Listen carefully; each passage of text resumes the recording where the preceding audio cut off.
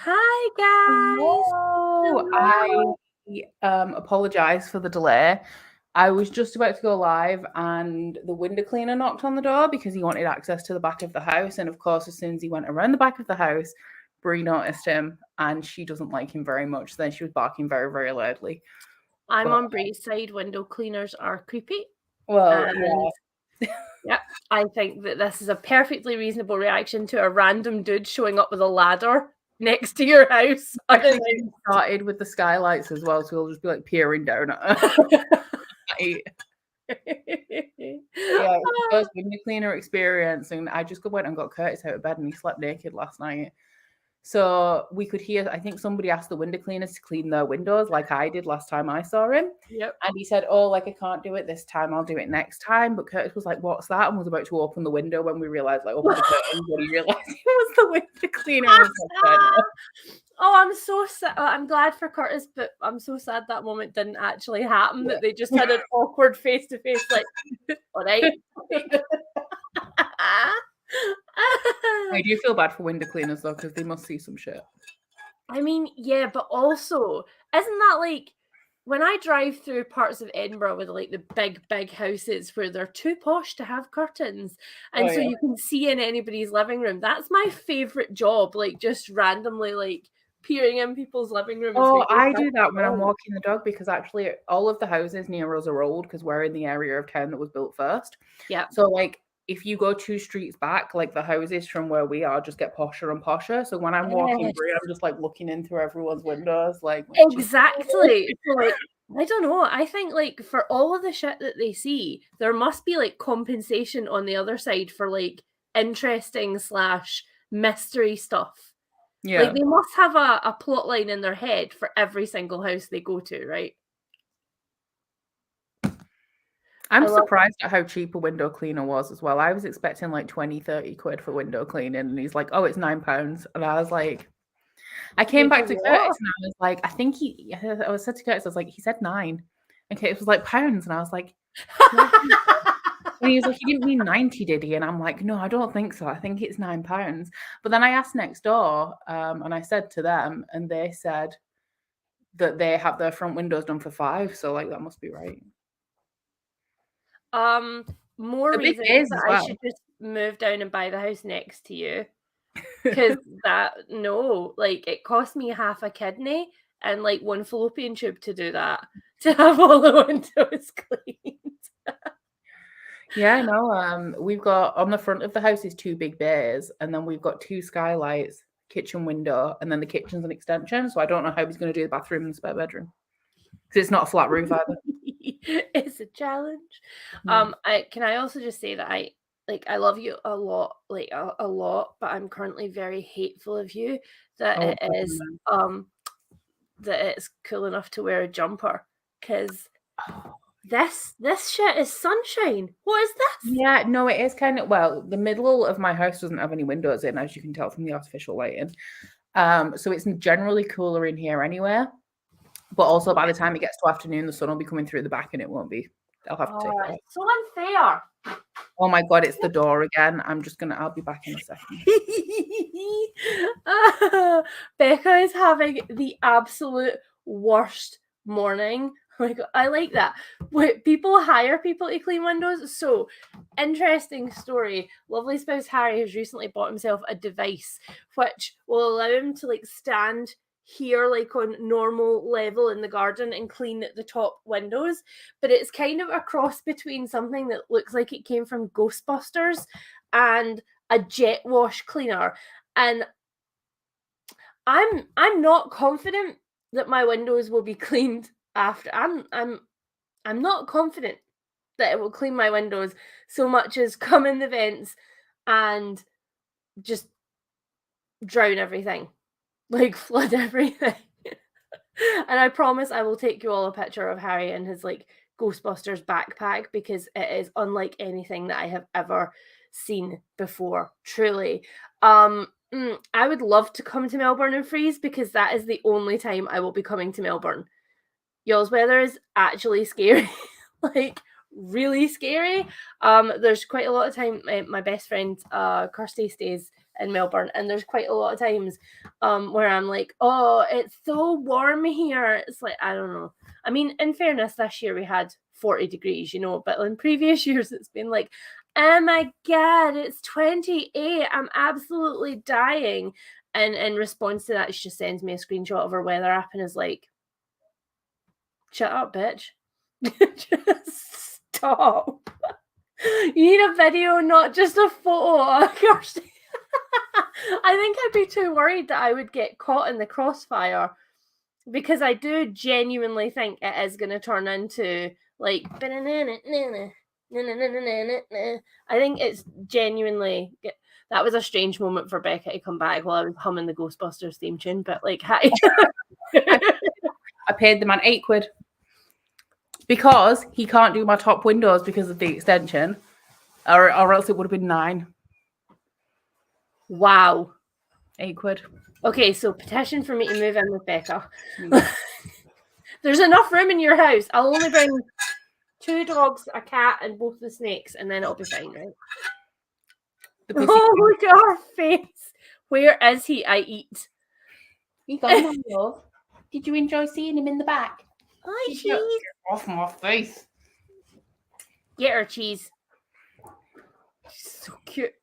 I love her head wrinkles as well. When you squish her, she gets brain wrinkles. Run out by now, but they haven't. They're so cute. Okay, hello everybody. I'm a lot calmer now, unless the postman comes, which he hasn't been yet. So I like how you've like got this beautiful, cute dog, and I've got like these assholes who are just waiting to. That's a dog butt standing there, who are just like waiting to bark at anything, and a sleepy snake. That's it. You've got the cutest baby. She doesn't actually bark very often. When the doorbell rings, actually, so when the postman comes, she just gets up and stands by the gate in case because sometimes I take her with me so she can see the postman. But no, okay, so what you're telling me is that you have cheap, clean windows, you have cool enough weather in the middle of your house at least to wear a jumper, and you have a really, really cute dog who does not bark at things. Is there any reason why I should like you right now? I'm pretty. Yeah, you are. I'm pretty and I'm blessed. You are. Okay, fair enough. I can't. You're a demon though, aren't you, really? Oh my gosh, she had diarrhea again this week. No, so, why? I went to my dad's wedding on Saturday, and she joined us at about 5:30. Oh no. We got home at midnight. So we were both a bit rough on Sunday because she stole at least 2 sandwiches. She ate a beer mat and a coat hanger, and we were all pissed. The only sober person was Curtis. So like half of the stuff. Hanger, like a wooden coat hanger or a plastic coat hanger? A plastic coat hanger. Oh, God. And then she knocked over a vodka tonic and drank it. And they were like home poured vodka tonics as well, so probably a strong one. Like she started lapping it up on the table.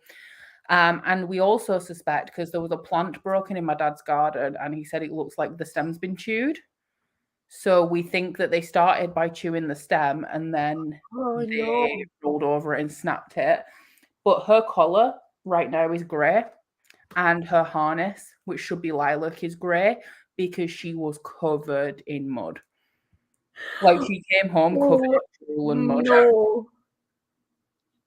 Did you have to hungover give her a bath, or did it like brush off? Most of it brushed off. She still doesn't need a bath because she could, she smells. Well, she doesn't smell really bad, but yeah, but it's dog smell. Yeah. Because she's gizmo drools all over her, and then they go rolling through the mud together. Oh, it's so cute. None of mine. You say she's so cute. This is her trying to pilfer things off the end table. Sit down. That's fair. No, none of mine, literally none of mine are being cute. They've all just decided that there's no postman coming at any point, so we've given up. That's it. I love how they're all just like facing the door waiting. Yeah, just like it will happen. It will. And in fairness, there is. I am supposed to get a book parcel today, so they're not wrong. They're assholes, but they're not wrong. Yep, everyone got pissed, including the dog, apart from Curtis. Oh, she is your child. A couple of days. She had diarrhea on Monday, so she slept all day and only perked up at about tea time. And then she's got a bit of a rash on her bits. So I said, I don't know if she's allergic to grass, but then Curtis said, I'm not allergic to grass. And if you rubbed me on the grass for 7 hours, then I probably would have a rash as well. Yeah. But also there's lots of other things because Padfoot's like allergic to life. He's literally allergic to everything, like 7 types of trees, grasses, you name it, storage mites, everything. And there is so much stuff at this time of year that starts becoming irritations, of which will go away as soon as it starts to get colder. So she might just be going through a phase of like gross stuff, and it might go away. Well, she's had a little bit of a rash before because it's not on her bits, it's like near her bits, but coming up her belly a little bit. Aww, kind of like nappy rash, like little red spots. Yeah. Also, she's heading towards teenager stuff, and like without grossing anybody out, some of ours got some, like truly, truly disgusting acne on their bellies and stuff as they were going through like the teenager phase, like genuinely grim, Kevin and Perry style, like not okay with it. So it could just be that. Maybe. But yeah, she had and she was itching her ears as well. So I was like, if he's drooling giving you an ear infection, I'm going to kick off. He'll be here answering for what he's done. She was like kicking herself in the ear all day, and then yesterday she was like shaking her head like this. All right now. Poor Baba. She just wants to eat things. I totally sympathize with that. I want to eat everything too. But yeah, she nicked a ham sandwich and a cheese sandwich. I mean, out of all the sandwich choices, I approve both of those. So it was a good ham sandwich as well. Like it was a ham shank that had been like cooked and then sliced for sandwiches. See, again, not mad at it. No. Not mad at it. Hello, Sandra. Thank you for joining. I joined at a weird time. Yeah, absolutely. Absolutely. Drunken dogs and ham shanks, man. What else can you expect from us? Living the dream sandwiches. Hello, Jess. Seriously. And you know what? It could have all been ruined because we were at the wedding and Jess doesn't live too far away from me. And I said to Curtis, I was like, I was going to text Jess and asked if she wanted to come and dog sit, but then I didn't. And Curtis is like, yeah, well, now look what you've done. Now look at what you have caused. And she's like tearing around the garden. Oh my God. Honestly, though, the fact that she had her first full drink at that wedding is just iconic. Yeah. I mean, truly iconic. Luckily, all of ours are things. I can't imagine a vodka tonic smelling appealing to a dog. But then I don't think anything has to smell appealing to a retriever. I think actually the less appealing it smells, the more likely it is to be in their mouth. I mean, poo can't smell that appealing, surely. She did do some good retrieving, actually. The bride was in the bathroom, very drunk. She sat on the toilet. Okay. I was in the bath, just sat in the bath talking to the bride on the toilet. And Bree comes in carrying both of the bride's shoes and just drops them on the floor at her feet and walks off. Oh, baby. Yeah. That's so nice. Unfortunately, I've got the brand that herd crossed with the brands that are supposed to like retrieve with soft mouth. So they herd other dogs and then retrieve their stuff. Oh, which is, I mean, it's cute theft, but it's still theft. You know? Yeah. Like it's still not. I don't know how, because it says online like you can train them to retrieve things soft mouthed, and I'm like, I don't know how to begin doing that. To be fair, I wouldn't know either because they came standard with soft mouth. Like they do automatically because they're half Springer, so it literally is coded in their DNA. But yeah, so like Nimbus is the only dog in this entire house that does not rip up soft toys because they're precious, and it does spit them at you, but they're precious, so they're only for carrying and squeaking as opposed to ripping the gizzards out of and like rubbing it along walls, under carpets. I will say she does have 2 soft toys that she's had probably from a few weeks, maybe a month after we got her, and she hasn't ripped those up yet. But that's a good sign. A plastic bottle on the rug this morning. So plastic bottles are where it's at, man. Honestly, like the big 2-liter Coke bottles are Grissom's favorite toy in the world. We have bought some like expensive toys in our life, and he would still be happier with a Coke bottle. Wow. Yeah, that's what Grace was like when she was a puppy. She liked aerosol lids as well. Why is it that they like everything that's sharp and bad? Yeah. Pretty much. Honestly, man, in the future, cats and snakes, that's all I'm sticking with. A spaniel crying, oh, thanks. that was so cute. Yeah, you were so cute. I've started giving, when she's like teething and stuff, I've started having cucumber in the fridge, and I like chop it into 3 and give her a bit of cucumber. Because she doesn't eat it, but like obviously I know if she does accidentally eat any, that it's not going to hurt her. But the other day I gave her some cucumber, and you know how when you smack a cucumber, it can like split in the middle? Yeah. So like she spent ages chewing it up into tiny little bits. And then she picked up the end, and because she'd been biting it, she'd split it, and it was all like cracked open. And then she like howled and spat it at my feet, and I was like, "I'm sorry, baby, you broke it." Oh, oh my god! Honestly, though, I didn't realize until like our first set of dogs were at least 5 or 6 how many fruits and veg that they can have perfectly safely. And had I known this, I would never have bought dog treats in my life. Like frozen raspberries. That's amazing for like peeling and stuff. Yeah, and carrots, like ours go and say if Harry peels a carrot, they all just converge around Harry's feet, like drop it, drop it, drop it, drop it, drop it. I love that we've managed to be here for like 15 minutes and we've talked about everything that our dogs have eaten, because that's just good luck. Oh, good luck. Oh, nervy, good luck. I'm doing a virtual dice roller because Bree's going to be out for most of the day if I'm in here. So I'm not let's not add those to our diet. That wasn't also me being like, hurry up, bitch. No, like I was thinking about sprint anyway. Actually, before we sprint, I will say like what we're actually doing, because we haven't done that. That would probably help. Oh, 20 minutes. Well, that's bullshit, but whatever. That's fine. We're good. Okay, so I am. Oh no, let's not do that. I have Assassin's Fair. I know. That was a completely involuntary noise, and it left me from somewhere around my diaphragm. Like, I feel like it's accurate. I'm at the point where like things are still good. Like I'm having a fantastic time right now. But I also have Dreamlight Valley. Oh, I have resisted. I have stuff I need to do for work. I must not download it until I have finished these tasks, because otherwise, like I'm gone.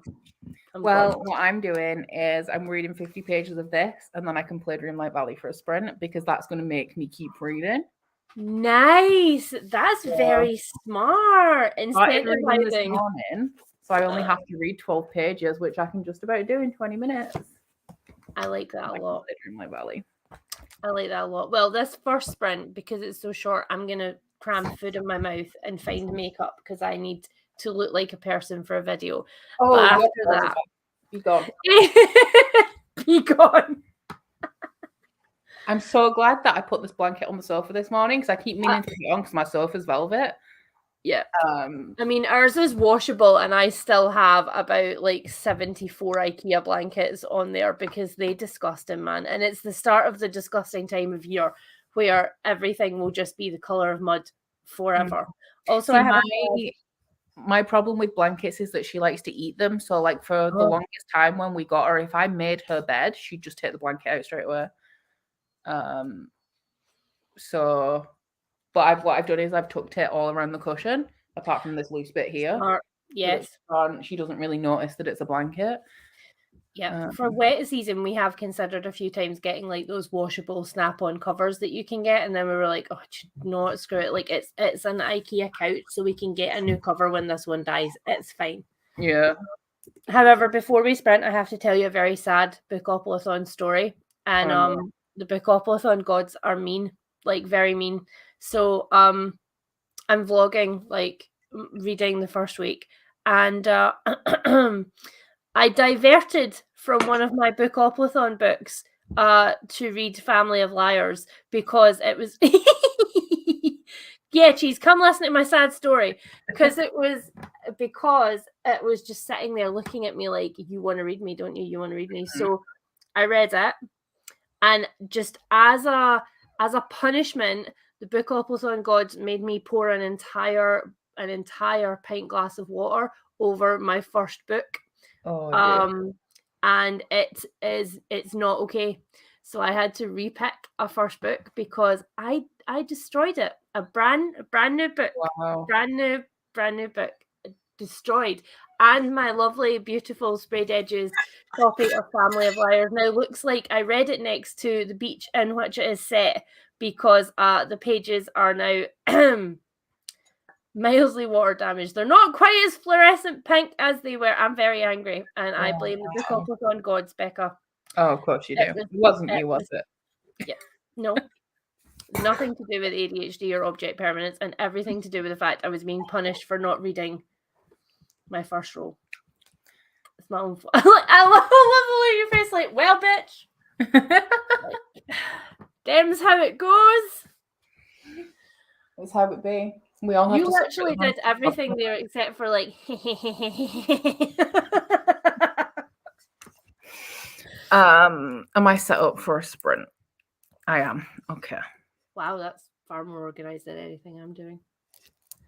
Hi, Black Cat. Hello, Yellow Dog. Okay, I will see you all in 20 minutes.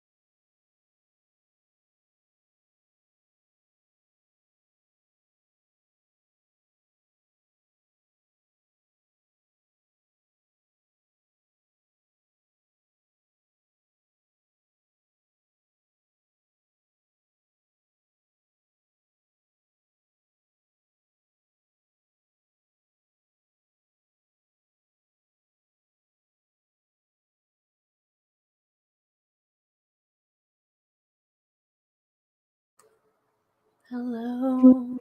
Hello. Hello. And I see that you're reading and not switching. Yeah, I've still got like 2 pages of this chapter left. Oh, that's annoying. I know. That's very annoying.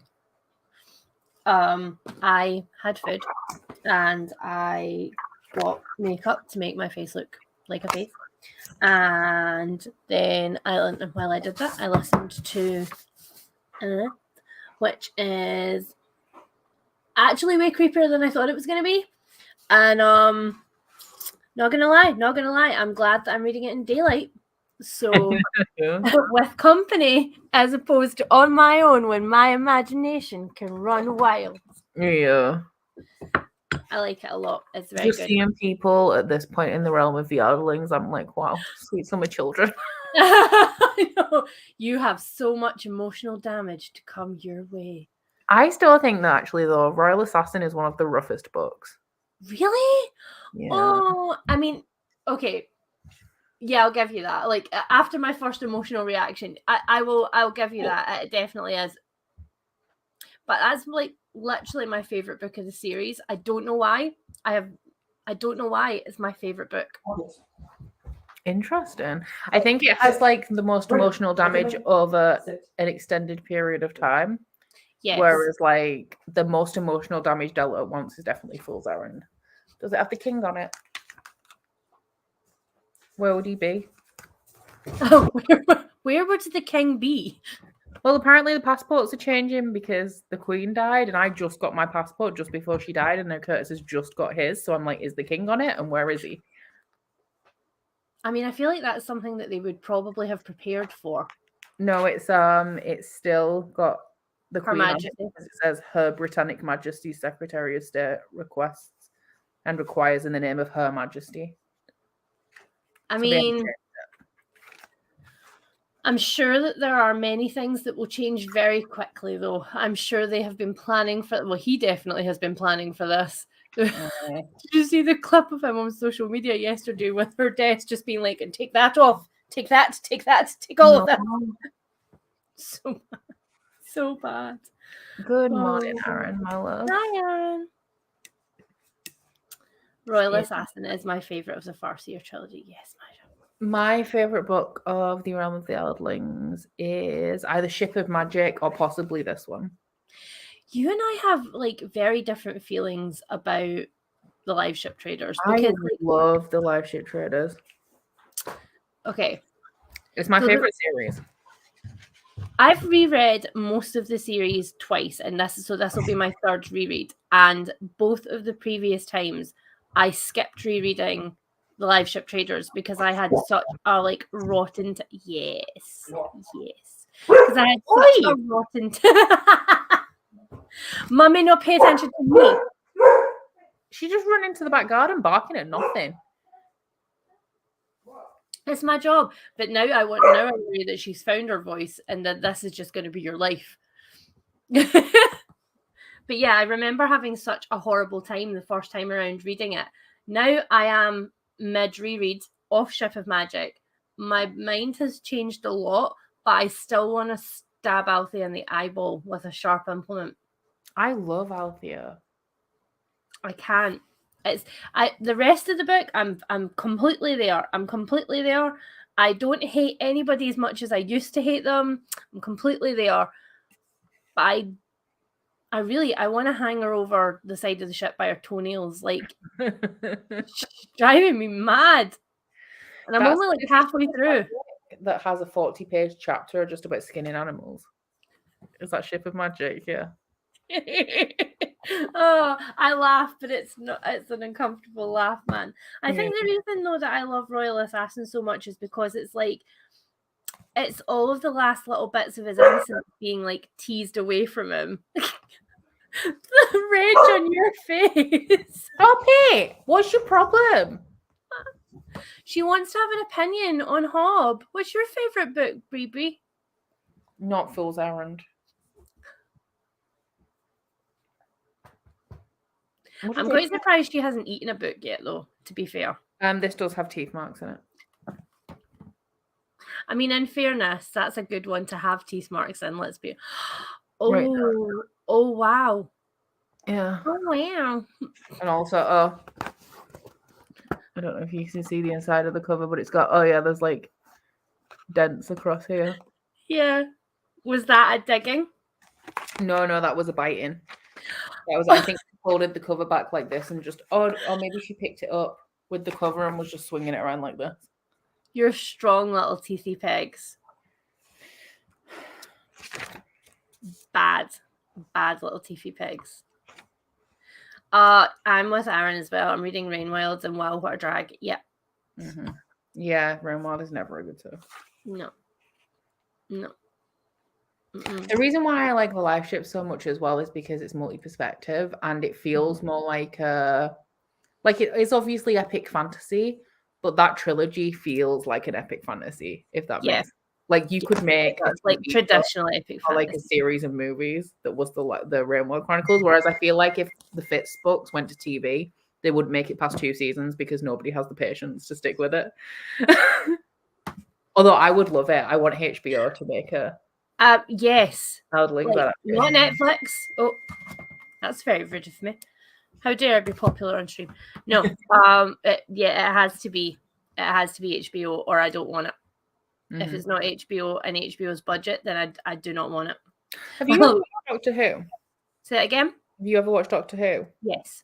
I said to Curtis the other day, can you imagine if HBO made Doctor Who? It would be so good. It would lose all of the cheesiness, which kind of makes it bad, but then also is integral to Doctor Who. But like all of the lore and like the plots, like the way that they didn't expand River Song as much as they could have. I actually would be totally okay with some of the cheesiness going because I feel like we left the end of David Tennant and the cheesiness just ramped up to like level 40, and I was like, that's where I'm up to in my rewatch, where David Tennant's just regenerated into Matt Smith, and then I went into House of the Dragon, where Matt Smith is Daemon Targaryen. That's a vibe change. Yeah. We've not done either that or Rings of Power yet. We have got too many shows on the go right now. We need to finish things before we do it. But I haven't started Rings of Power yet. We might be starting it tonight. I have fear. I have a lot of fear. Although I've seen so many people on social media be like, all of my nostalgia buttons were just like lit up like a Christmas tree as soon as they heard the Game of Thrones soundtrack. And I'm like, I want that to happen to me. Why are we watching other stuff? Yeah. Oh, yeah, it's so good in House of the Dragon. It's really. Are you up to date with House of the Dragon? Because it's just got more. It's essentially like we always knew it was going to be incesty, and it's just got a little bit more incesty, and everyone's complaining that it's incesty, and I'm like, why are you watching it? It's literally the Targaryens. The whole point is that it's incesty. That was the downfall of the Targaryens. They were incesty. Yeah, and like the entire central plot of the whole series hinges on incest. I mean, out of all of the possible things there are to complain about in Game of Thrones, I'm not gonna lie, incest doesn't rank up there for me. No. Like, there are a lot of other things. I am still not over Nymeria and Lady. Like, I don't care about people. You killed the direwolves, man. I got really angry watching House of the Dragon because I remembered that Game of Thrones let the prince who was promised plotline just die. They just gave up. Like, they built it up for so long and was like, who's Azor Ahai? I'm not going to tell you. It don't matter anymore. We don't care. It doesn't matter anymore. I mean, in fairness, I do feel like there was a lot of things that they kind of looked at in the books and went, nah, and just went, yeah, they got rid of the Grey Lady as well. She doesn't exist. I think also, though, they must have had some inkling of where it was going. Like, I do not believe that George R.R. Martin just rocked up to them last season and just handed them the script. And they were like, oh, look at all of the shock and awe. Like, I'm sure the actors were shocked when they got the scripts, but I don't believe the producers didn't have an inkling of where this was going. And so I feel like they just went, yeah, we're not having that. We're not having that. We're not having that. We're just having this. We're just having incest porn. That is what we're having. Just this one central plot line, no other things. It's also some of the stuff that they did, it only makes sense if you have read the books. Like they had that one scene with Nymeria in the last season, which is the follow-up of lots of foreshadowing in the books, but then they never explained it in the show either. They were like, here's the final scene that we haven't even touched upon at all in the show, but is laid out in the books, but then we're not going to make it clear what is actually happening here. And I also heard that the direwolves were supposed to join the battle for Winterfell, but they didn't think it would be interesting, so they cut it. Which is the whole point of all the foreshadowing in the book about Nymeria. Yeah, like these gigantic wolves that have been with them, some of them, the ones that survived, their entire lives, that wouldn't have been interesting. Okay, cool. Okay. And the way, because it was, they said, like, it's obvious that the writers don't have dogs, because they did the thing where Jon was supposed to pet Ghost. Like, you would never not pet the dog. And he did. Yes! It's like, come on. I love that. Like, right, you soulless husks. Bye. Soulless husks who've never had children that are furry in their entire life. I mean, the amount of casual animal death in that show, though, I think like speaks to. I mean, yeah, okay, look, it's a very savage fantasy land. Lots of horrible things happen, but there's a lot of like lingering shots of like severed horses and stuff like that just didn't need to be there. Like it was fine. I knew things like that were going to happen in battle. I didn't need to see the sinews and the tendons. Like you could have just. And that says to me that lots of these people do not love animals as much as we love animals. My favorite thing is that they fucked up Game of Thrones because they were eager to get to Star Wars and Star Wars sacked them. That made me happy. But yeah, when we started watching House of the Dragon, Curtis was just like, where are the tits? Where are the horses? Where are the tits? Where are the horses? I mean, you're not wrong. It's good though, I'm excited. But it's annoying because it's like a one episode a week kind of thing, and I just don't live like that anymore. It's like because for us to watch it, we have to have no TV because it's on Sky, and I was like, it's almost like they didn't want anyone to watch it. Yeah, who has Sky? Who has Sky? Seriously, who has Sky though? Like we had Sky for such a long time, like our entire life together, we had Sky, and it was only last year that we kind of both sat down and went, you do realize that neither of us have actually watched any live TV in like 2.5 years. Yeah, we're just paying for this very expensive box for like maybe 3 shows that we could probably stream in other places. And the guy, when we cancelled it, the Sky guy was so shocked. He's like, but you've been a customer for 10 years. And I'm like, yes, bitch. And then I woke up.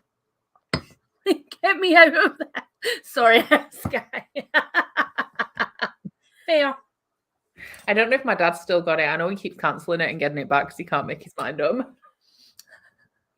Oh no, Lucy. Leanne needs to be given trigger warnings for episode 3 of House of the Dragon. It made me cry and it wasn't needed. We record everything. Stop it. Recording is just like the poor man's version of streaming, though. Let's be honest. Well, like realistically, I piggyback off somebody else's Netflix. I pay for Disney Plus. I piggyback off somebody else's No TV because they have it because they also have a sports pass just for the football. So like it just wouldn't. I can watch Sky without actually having Sky. Yeah, and anything that's ever on Sky, like BBC iPlayer even. Although technically I'm not allowed to watch that because I don't have a TV license. So. I love how like you turn on BBC and it's like, do you have a TV license? Yes or no? I'm like, yes. Sure. Absolutely. Oh my god. Jean and Chris decided to do like a Eurovision watch party when Eurovision was on, and they went to Chris's and they were all set up, and it was just Eurovision. Like they never watched anything else like on iPlayer in their lives ever. And suddenly Chris just vanishes and Jean's like, where the hell have you gone? And he was like nervously like buying himself a TV license in the back room because he couldn't stand the thought of stealing the telly for just Eurovision. And I'm like, oh my god, I do believe that they're cancelling it, but I would never ever pay for a TV license on principle of the fact that I fucking hate the BBC and how much it's just run by the government. Like It's literally just the government's TV channel, and I'm like, no. If I wanted government propaganda, then I would watch BBC, but I don't. So it's fine. Yeah. Oh, and I gotta say, like, after reading Why I Stayed, like, which is a memoir about why can't I remember anybody's name right now? I've literally got my Goodreads open. Here's one I made earlier.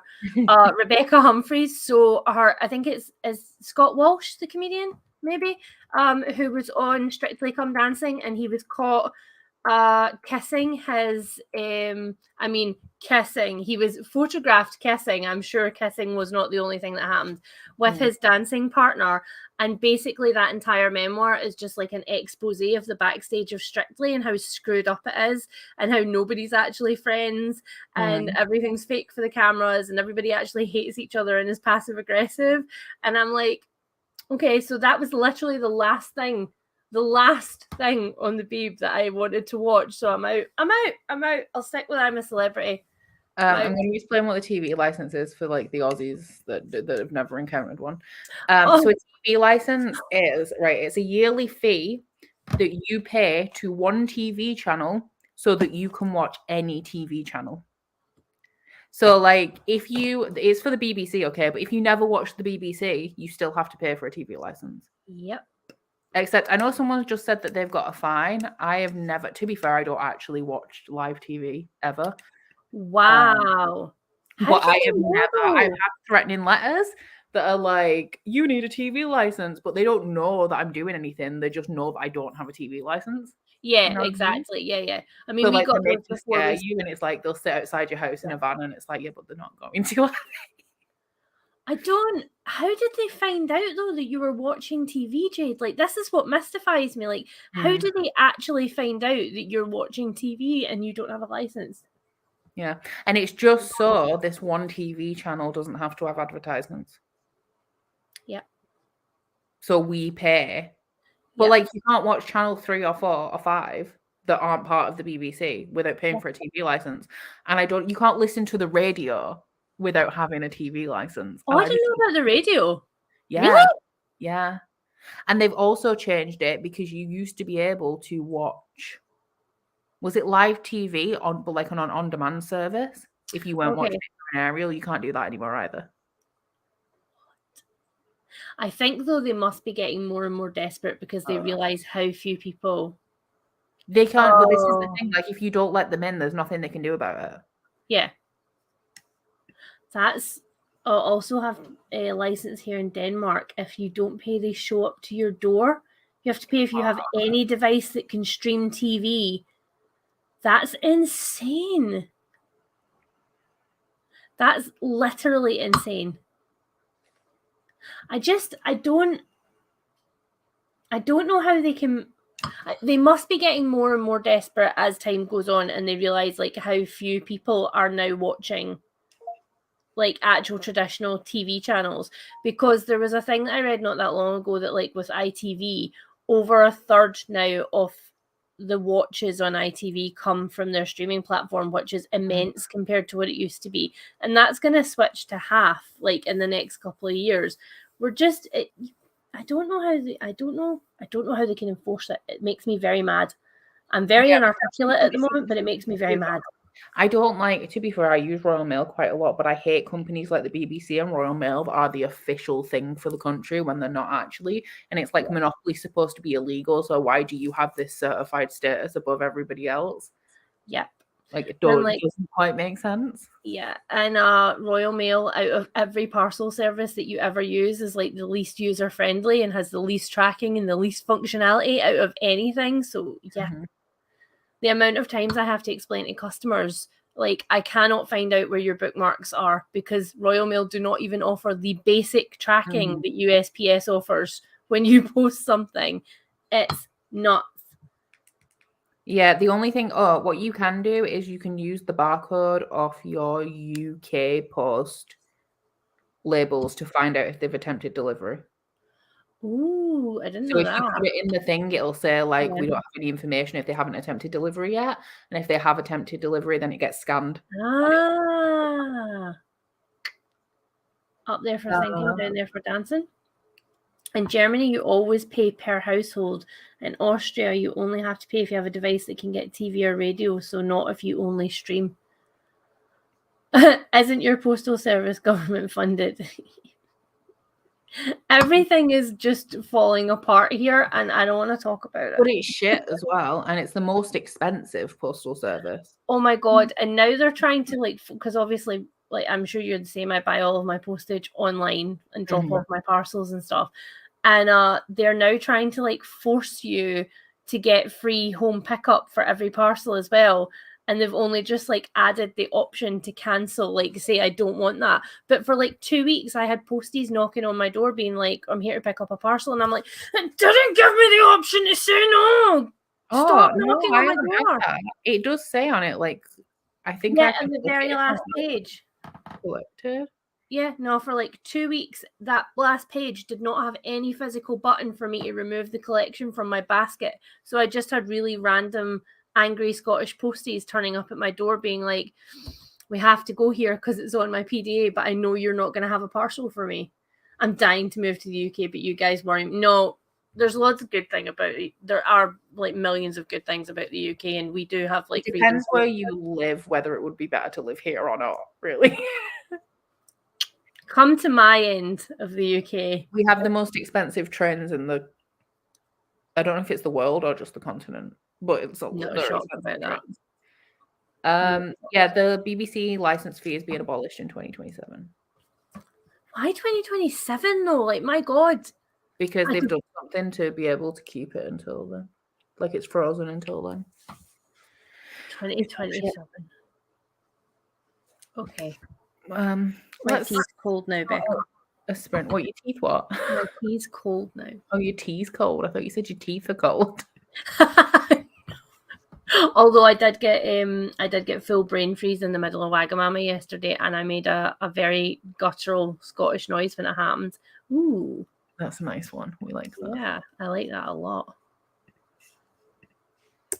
Do it.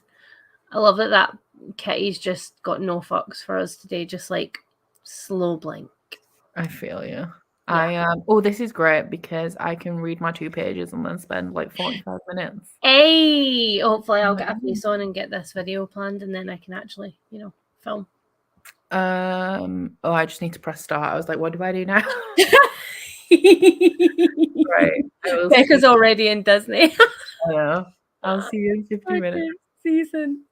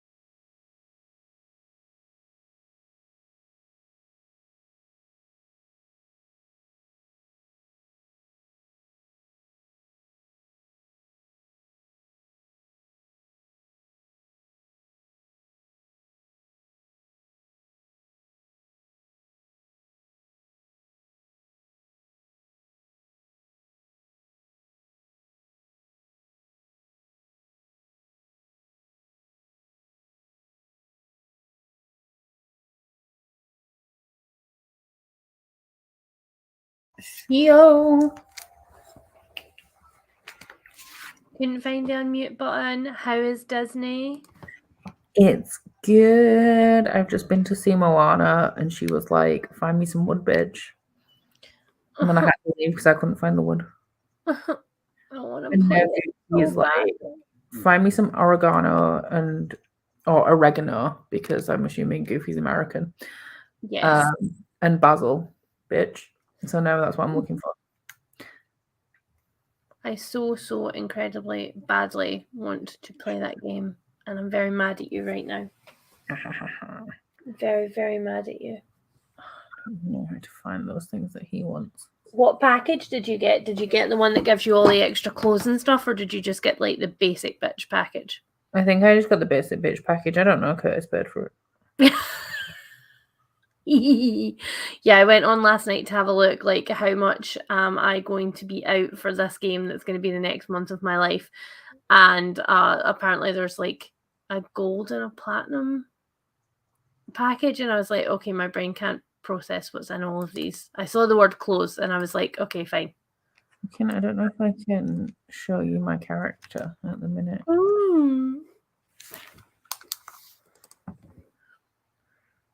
Oh my god, so you! I love the ears. You can do like two-tone hair. Actually, like, the hair's really like accurate. That's creepy. Yeah, you can do two-tone hair and you can pick the color. Like you can pick 2 different colors. Becca, stop. So I put both of my camera batteries on charge because it turns out that I hadn't done that. Yeah.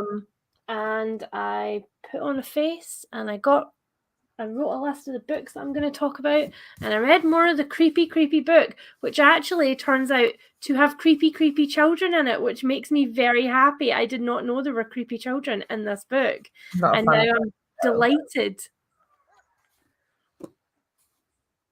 Everybody wants to know what the name of the game is, and I can't remember. Is it Disney Magic Kingdom? Dreamlight Valley. There you go. Well done. It's just like Animal Crossing, but Disney. And I've just unlocked the castle, which has all of the portals to the other realms in it.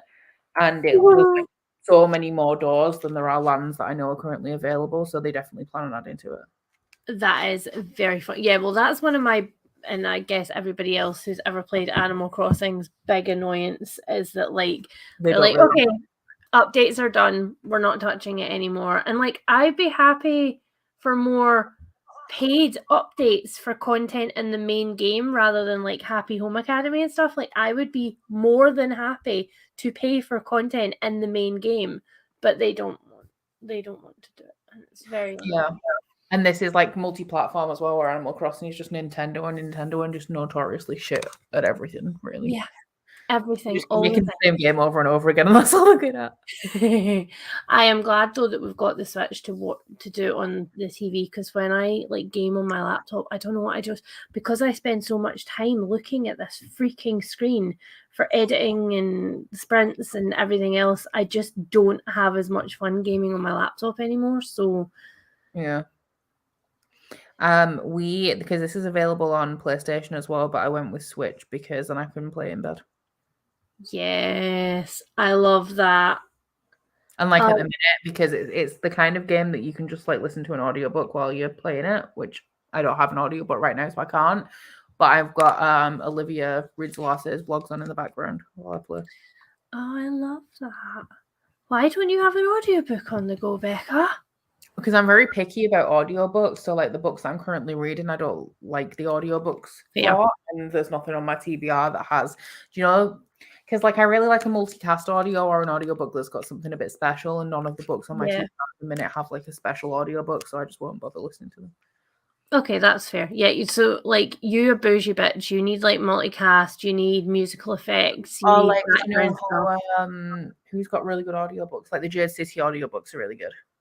So like I need the audiobooks where people have Red Rising as well, where people have said like the audiobook is better than the book, and then I'll listen to it. Otherwise I won't. I really hate the narrators for the first books as well. So absolutely really?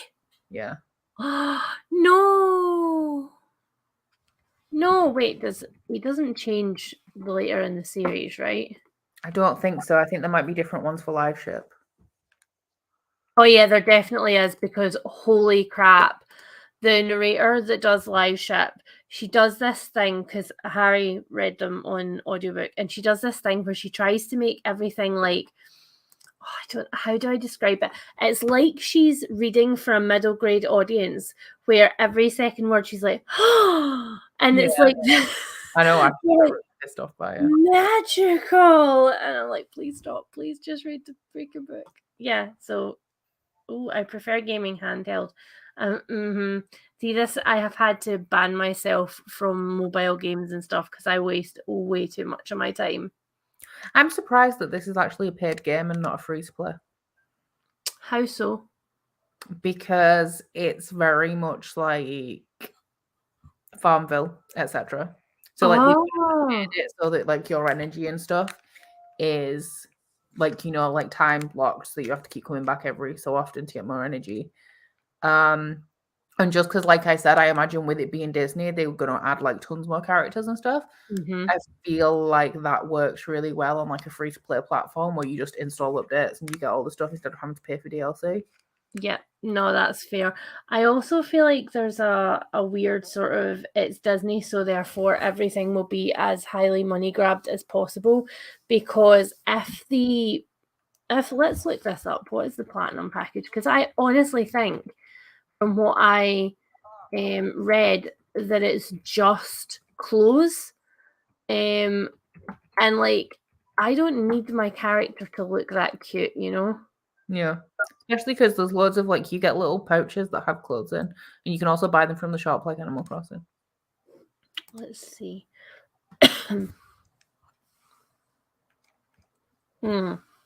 Okay, so there's a deluxe and an ultimate edition, which are very different in price, like very different in price. I think this was £23 because Curtis had £2 of credit on Nintendo. Okay, so the most expensive one is £59. Wow. All the exclusive cosmetic items from the standard and the deluxe edition, plus 9 decorative items, motifs and wearable items, an animal companion, more wearable items, 20,000 moonstones, which I guess is the money in game. I don't actually know, because they're coins, and then you have Dreamlight as well. Oh yeah, in-game currency. These moonstones can be used to activate the premium start path, granting extra rewards for 7 seasons. An exclusive ultimate Regal Fox animal companion. Because they're running it like a free-to-play, but you have to pay for it. So it's like you have the star pass and stuff, like a battle pass, that you have to pay for on top of having paid the game, which is why I said it. I'm surprised it's not a free-to-play like Fortnite, because I pay for my battle. Well, I don't actually, because I have in-game currency that I use. Shut up, child. That was a very big, like, guttural woof. That was like a full chest bellowing woof. Yeah, I don't know what our problem is, but I pay for my Fortnite battle pass, but the actual game itself is free. It's really, really. Oh yeah, it is on Xbox Game Pass as well. Oh, the temptation we usually do like one big joint present for ourselves every Christmas, and the temptation to just get an Xbox this year. But I will, all of my life will just be spent on that, Becca. I will never do anything else. I don't actually play that many games, to be fair, because I don't have time. But we have like every console, and I barely play them. Yeah, but see, this like concept of I don't have time, that doesn't exist for me. I have all the time, and it will all be spent on the game, and then I will do nothing else, and I will fall off the face of the internet, and my business will fail, and I will never make another video, and it's really safer if I just don't do it. Apparently it is going to be free to play, but they're charging for early access, because of course they are. Normally you get free to play on an early access and then you pay for it. That is very annoying. Oh, I'm in a reading slump, but I don't want to admit it. We've all been there. I feel because I've read one book this month so far. Oh no, baby. I know. Are you just not feeling your TBR, or are you just not feeling reading? I'm just not, well, actually, it's Robin Hood because it's so slow. Like, I try and read 50 pages of that a day, but it takes me my entire life, so I don't read anything else. Okay, that's fair. That's fair. Oh, I've got coconuts, nice. I so hope somebody joined just in time for you to be like, ooh, coconuts. Out of context. No. The full game only releases in 2023. That's very upsetting. But yeah, it's interesting how they're already money grabbing. I mean, Disney, right? Don't get me wrong. I love Disney. They can have my money. They can have all of my money, but it's Disney. I love how I wouldn't pay the BBC for a TV license, but if it was Disney, I'd be like, yeah. Very that. Oh my god. Very, very that. This is probably a bad time to ask you for fantasy recommendations then. Because I feel like nothing on my shelf is grabbing me. Like nothing. And I don't know if it's just because I'm on a book buying ban, so my brain's like, so if we buy books, it'll be better then, right? Or if it's just that literally nothing on my shelf is grabbing me. But I want a new series to just live in. Read, it's sci-fi, but it's also very much fantasy. Have you read Red Rising? No, but I do have it on my shelf. I never even looked at my sci-fi shelf. That's a good point. It is. The first book's quite slow, but it's like the second two you could read just like back to back because of that like action packed and intense. The first one's a bit slower, but it's got it's kind of Hunger Gamesy, and it has like it's not a tournament, but like a trial element of it, like a competition. Okay, not gonna lie, you did just have me a Hunger Gamesy. Yeah, and it's also so it's the overarching plot is dystopian, but it's sci-fi because it is set in space, but the core of the plot is martial fantasy. I love the calling out that's going on here, Leanne. Don't you have a TBR this month? Yeah, I do. Yeah, I do. And in fairness, I am 4 books into it. So I'm reading my TBR. I'm just also reading other stuff. Like, was Family of Liars on my TBR? No. Did I read it? Absolutely. Oh my god, I sound like Gia Gunn. Absolutely. Niche Drag Race reference. Oh, it's making me sign in to my Nintendo account to open a chest, but I don't even know if I have a Nintendo account because I don't play Nintendo normally. So I'm going to wait for Curtis to come down and he can fix that for me, and then I can open I only have a Nintendo account when something makes me sign into it, so like I don't. That is deeply Harry energy, though. Just like, no, when you take this and fix it for me. Pretty much. My play no longer work. Please fix. Slowly puts the Switch back on the stand. You turned everybody off from buying early access like money grabbers. Well, I'll be having a great time, and you can all just sit and watch me till next year. I love it. Yes, Steph, I agree with you. I'm trying to avoid paying for it so bad, but I'm getting FOMO. The basic package, I think, is not a deal-breaking amount of money, though. Like, it's not... As long as you're not buying for exclusive Arctic Fox animal companions. Yeah, Curtis bought it because he's just bought me Elden Ring as well, actually. But the game in York is shutting down. So Elden Ring was only £35 instead of like 50 or 60. So then he like this as well. It's just the price of one full game, but you've got 2. Nice. And this is good because Elden Ring's so hard that it makes me not want to play it. So like this is the opposite, where it's just like really. No. Okay, so I was my next question was going to be like, are you enjoying Elden Ring? But apparently not. Why is it hard? What do you mean hard? It's really fucking hard. Because like there's not really a tutorial to it. It just kind of throws you in, and then you have a brief combat tutorial. It's also like I like questing, and I like games to be challenging, but not to the point where like they're really fucking hard. Like I want them to be achievable. Yeah. But like not ridiculously easy. And it's just hard. Like it's dying every 2 minutes, not being able to do a battle with not even bosses, just like random encounters. Can't kill them. And it also doesn't go because it's like part of I can't remember what the part of games is, like the developer that makes it is. But like I think the Elden Ring is very much in keeping with their other games.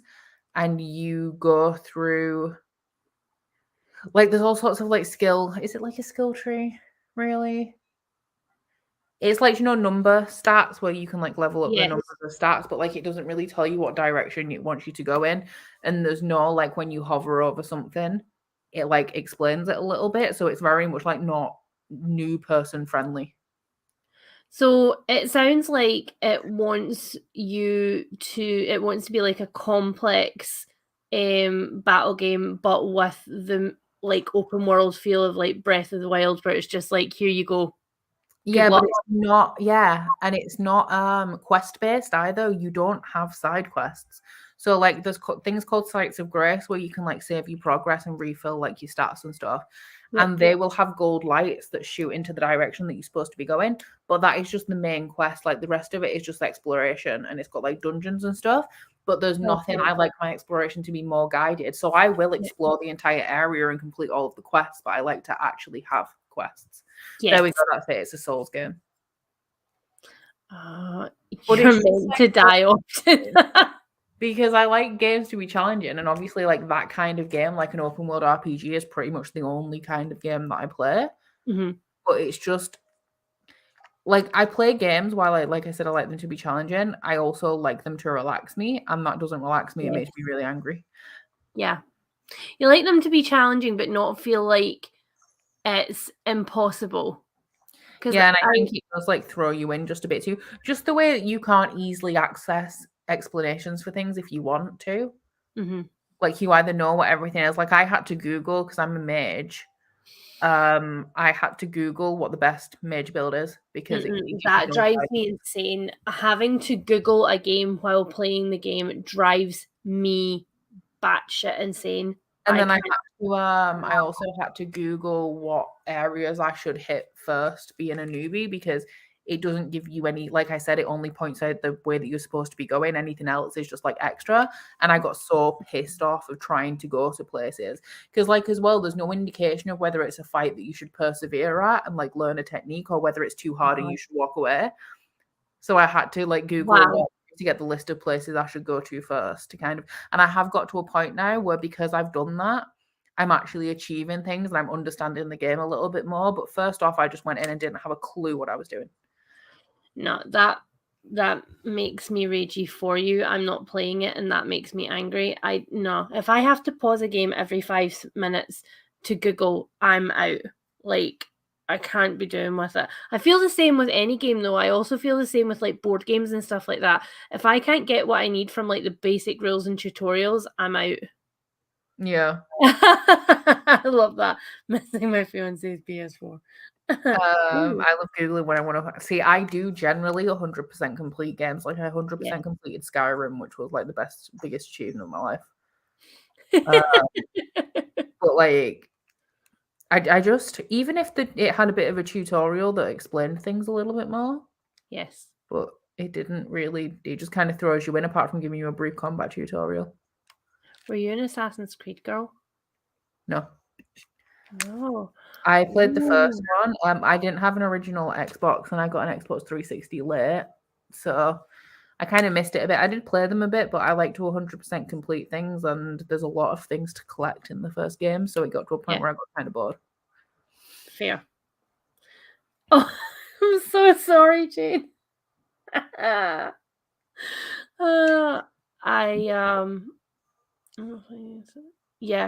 But it just doesn't have enough direction for me, I think. Because even the thing is with side quests as well, they give you some information on whether you can do them now or whether your level's too low that you're just not getting in Elden Ring. But like I said, I have got to a point now through Googling where like I understand the game a bit more, and I'm like, I have better weapons and better skills and stuff. It's just not something I want to put on when I'm half asleep to like relax me at the end of the day. It's just not. I just get really angry.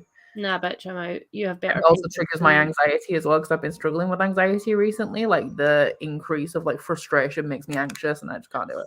Oh, Overcooked, man. Harry and I play Overcooked. Do you know what Overcooked is? No, I don't think so. Oh my god. Okay, so it's a game on Switch. You get a little chef. And the two of you are cooking in a kitchen to order, but it's obviously not that simple. There's like hundreds of different things you do, and as you go through the levels, it gets harder and harder. There's moving platforms. You have Yeah. to run across different places to take your plates to the pass, that kind of stuff. But it's fully cooperative. Like, you need to communicate. You fully have to have a conversation with each other where you're like, right, I will chop and I will wash the plates and I will take the plates to the pass. You will do this, this, this, and this. And I swear to God, the closest we've ever come to divorce is over Overcooked. I'm not Like, surprised. it's so strict. Yeah, cute game Overcooked makes me rage. So angry. I have never felt the level of frustration that I felt on like the lava level, because you're running over a little platform and then it'll like break away into the lava, and the amount of times I'm like, why did you do that? Why didn't you just wait? You dropped a whole plate.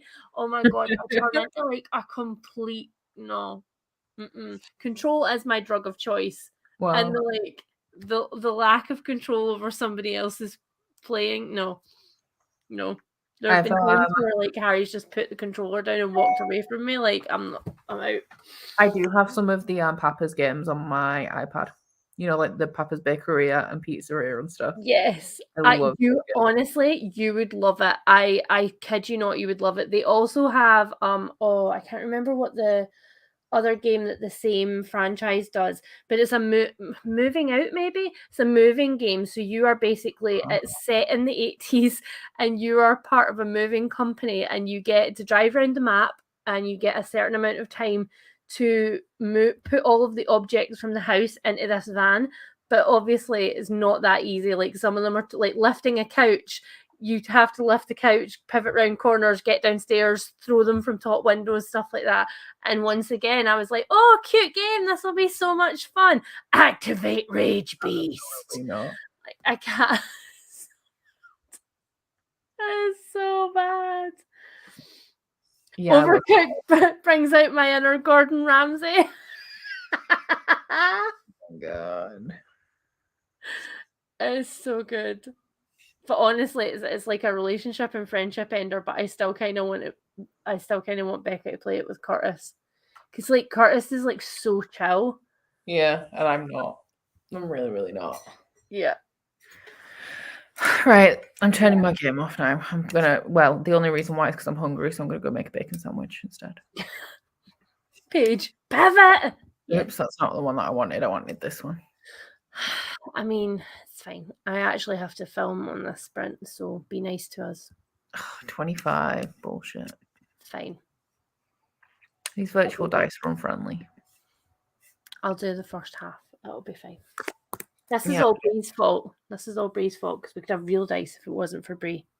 It's true. She has gone to bed because she threw my laptop on the floor in the last sprint, so Curtis made her go to bed. It's all Cheese's fault. Okay. Right. I'll see you in 25. Peace.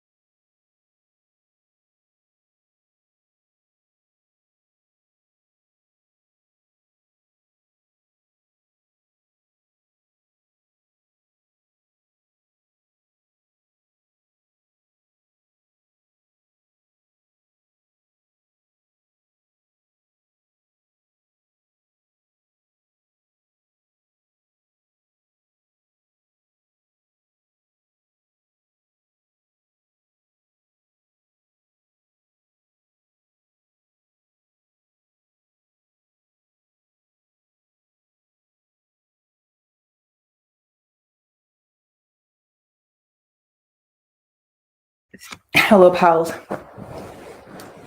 I came back and noticed there was 1 minute left on the sprints and was like, the bitch needs to get cake before she returns. JD Rare. Oh no, different Jed. Jed.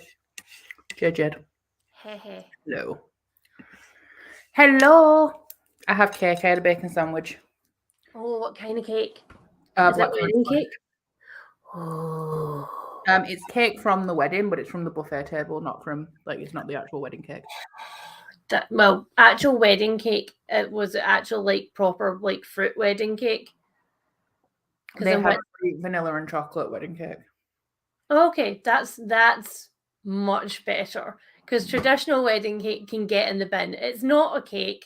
It's not a cake. It's a brick with nasty fruit inside it. I don't like royal icing. Is my problem. Oh, really? Ooh, it depends. It depends on how sweet it is. Because I think royal icing, the mouthfeel of royal icing is yes, but actual shop bought royal icing is too sweet. And who am I? Too sweet, but it is. It really I don't like anything that's made purely out of sugar.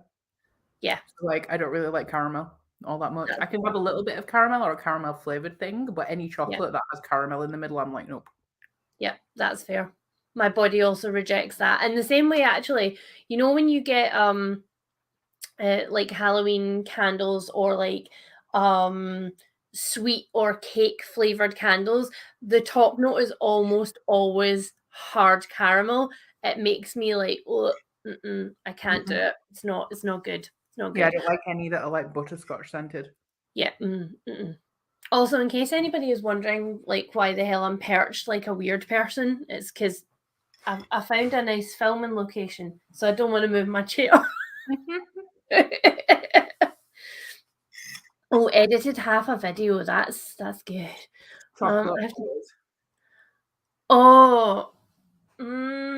See, I'd go with the lemon. Oh, really? Yeah, because unless it's either really, really squidgy chocolate brownie or chocolate fudge cake where there's equal amount of fudge as cake, I'm not there for it. Wow. I'm more of a lemon French fancy right now. And I'm just not a French fancy, too much icing. Okay, fair. But a lemon drizzle cake. I'm much more of just a plain old Victoria sponge gal. I'm the basic bitch of cakes. I'm a coconut sponge because these days you used to be able to get a coconut and raspberry jam sponge, and these days you can either get a raspberry sponge or a coconut sponge. You can't get them with the jam and the coconut. Can't relate. Coconut and my body do not mix. Bitch is allergic, so it is no from me. And weirdly, it's one of the only things where I'm allergic to quite a few things, but most of them are either things that I enjoy or things that are in my environment. However, coconut was a thing that I even hated as a child. So I think some part of my body always knew that one day coconut would make us try to die and that we should not have it. Bake Off is back. Meringue is in an eaten mess. I love an eaten mess, but once again, meringue is made entirely out of sugar. So, really, you don't in little bits or just not at all? I can eat little bits. The chewy center of a homemade meringue. Also, the only other thing, walnut whips, and I just cannot. Oh. And cream eggs, nope. Becca, I'm finding more and more reasons why you have small defects.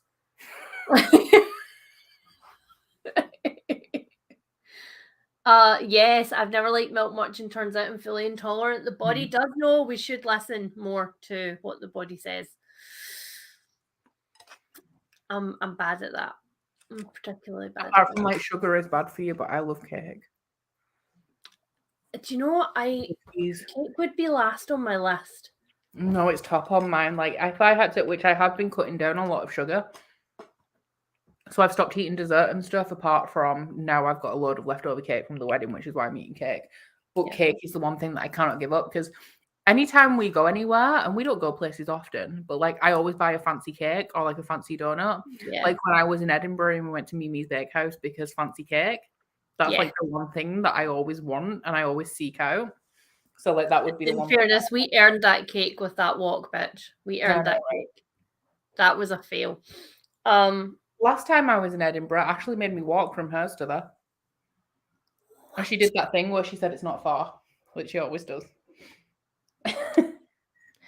She a big liary pants. She a big liary pants, because that is like, no. Do you know what? The getting there maybe not so bad, but the getting back is a straight up screw you.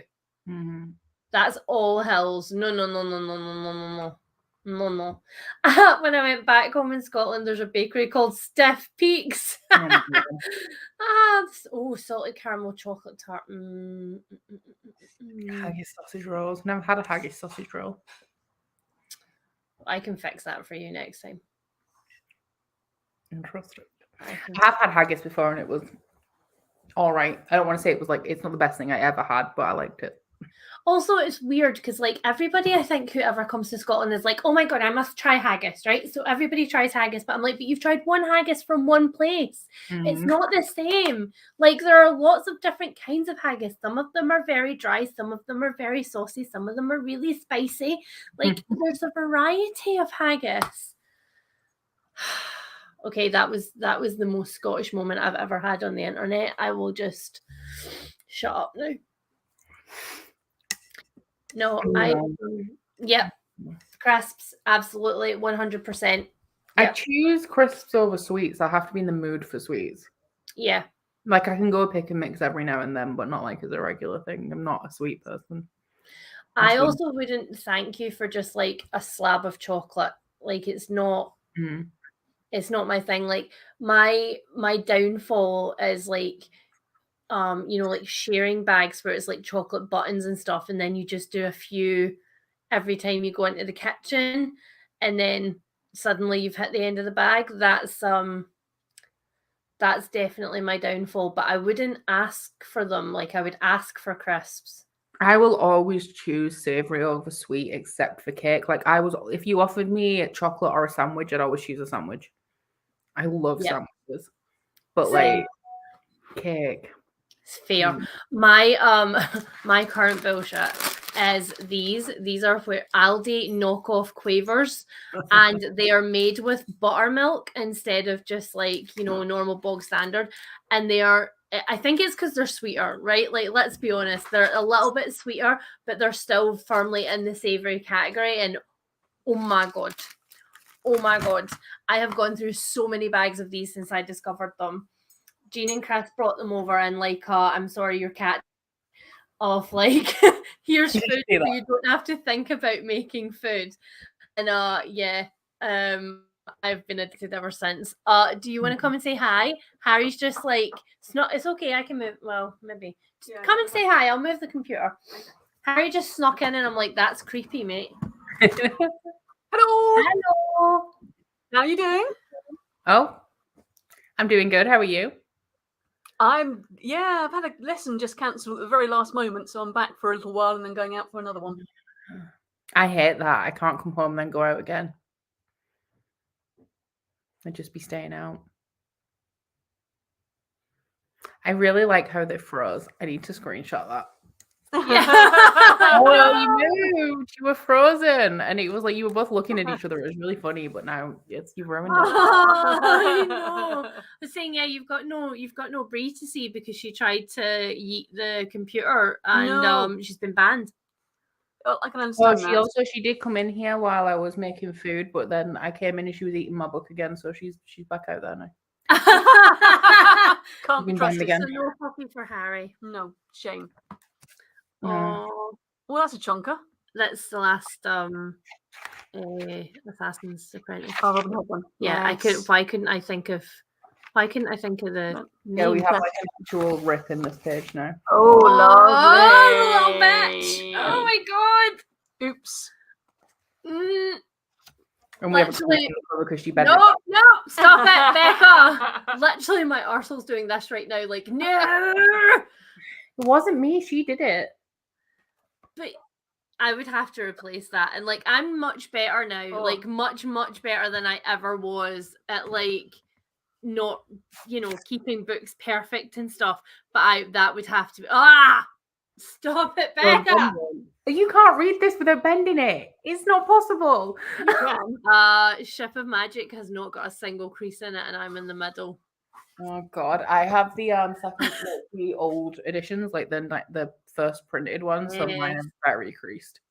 I got rid of my original editions because I was like, you do not need like 16 sets of this book on your shelves, because I've got some special editions of the first trilogy, and it was just taking over my library to the point where Harry was like, please stop. Please just stop. Oh, so are you Team Savory or Team Sweet? I mean, I know the answer to this, but that was what we were talking about when you walked in. Sweet. Yeah. No, Savory for me. And you would say thank you for just a slab of chocolate. Dairy milk chocolate, yes. Yeah. Oh, yeah, no. The sugariest one. Oh, I don't like dairy milk. That's my absolute favourite. It's too creamy. It just perfectly creamy. Makes me feel sick. Like, I just can't do it. I mean, you will quite happily eat it until you make yourself feel sick. Yeah, that's the point, isn't it? No, Harry, don't say that. That's awful. You would have a heart attack over my books, Leanne. I know, I can't. I can't. It makes me sad. Like, honestly, when I poured water over those books, I genuinely had to just go and put myself in a timeout because I was like, I poured a full can of Pepsi over a book when I was in the last 3 pages. I was very upset about it because then I destroyed it, and I was like, 3 pages later I would have been done and it wouldn't have mattered if I spilled it.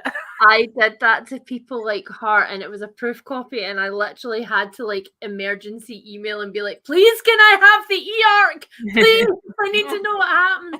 Also, I'm shouting and Fitz is very mad at me because Fitz has just joined. Hi. Oh, Fitz is going to be very mad by the end of this book. Why are you so angry all the time? Better than being depressed all the time, like his namesake.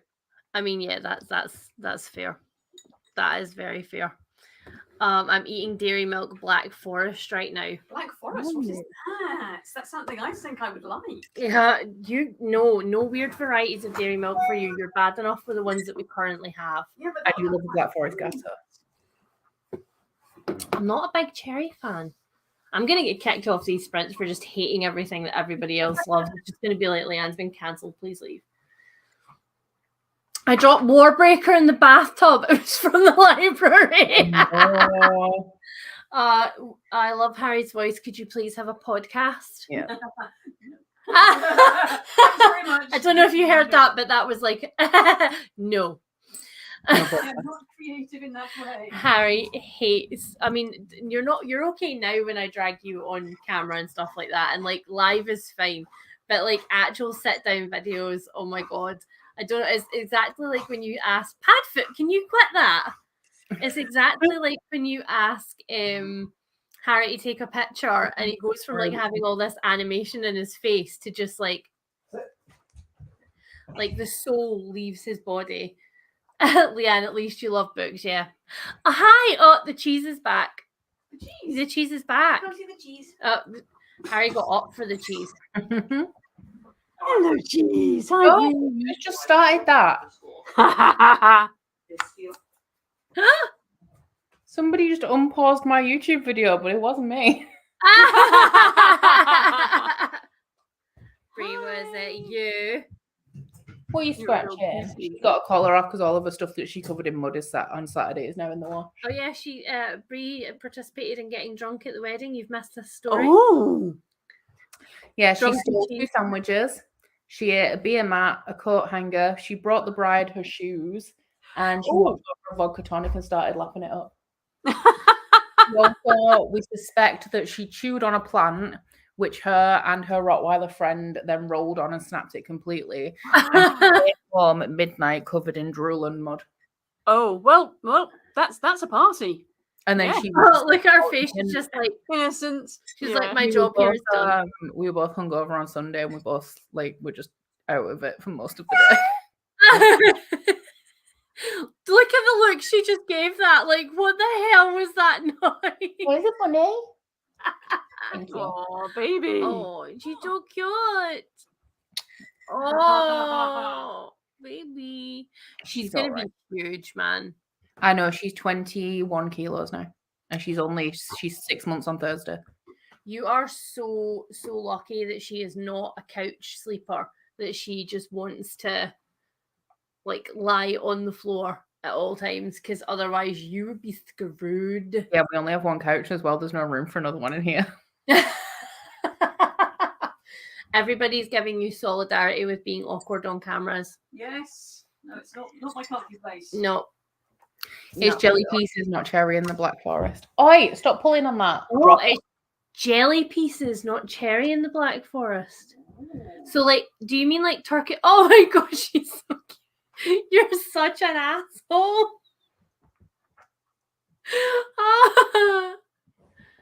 At least this is one of her blankets. Yeah, fair. You can ingest half of your own blanket, but leave mine alone. It's fair. I don't have a single cute dog. We have 4 dogs, but none of them. They're all of them are snoring. Although Grissom just looked at you like, how dare you say that about me? But they're all snoring in like sunshine because they're all traitors who like sunshine.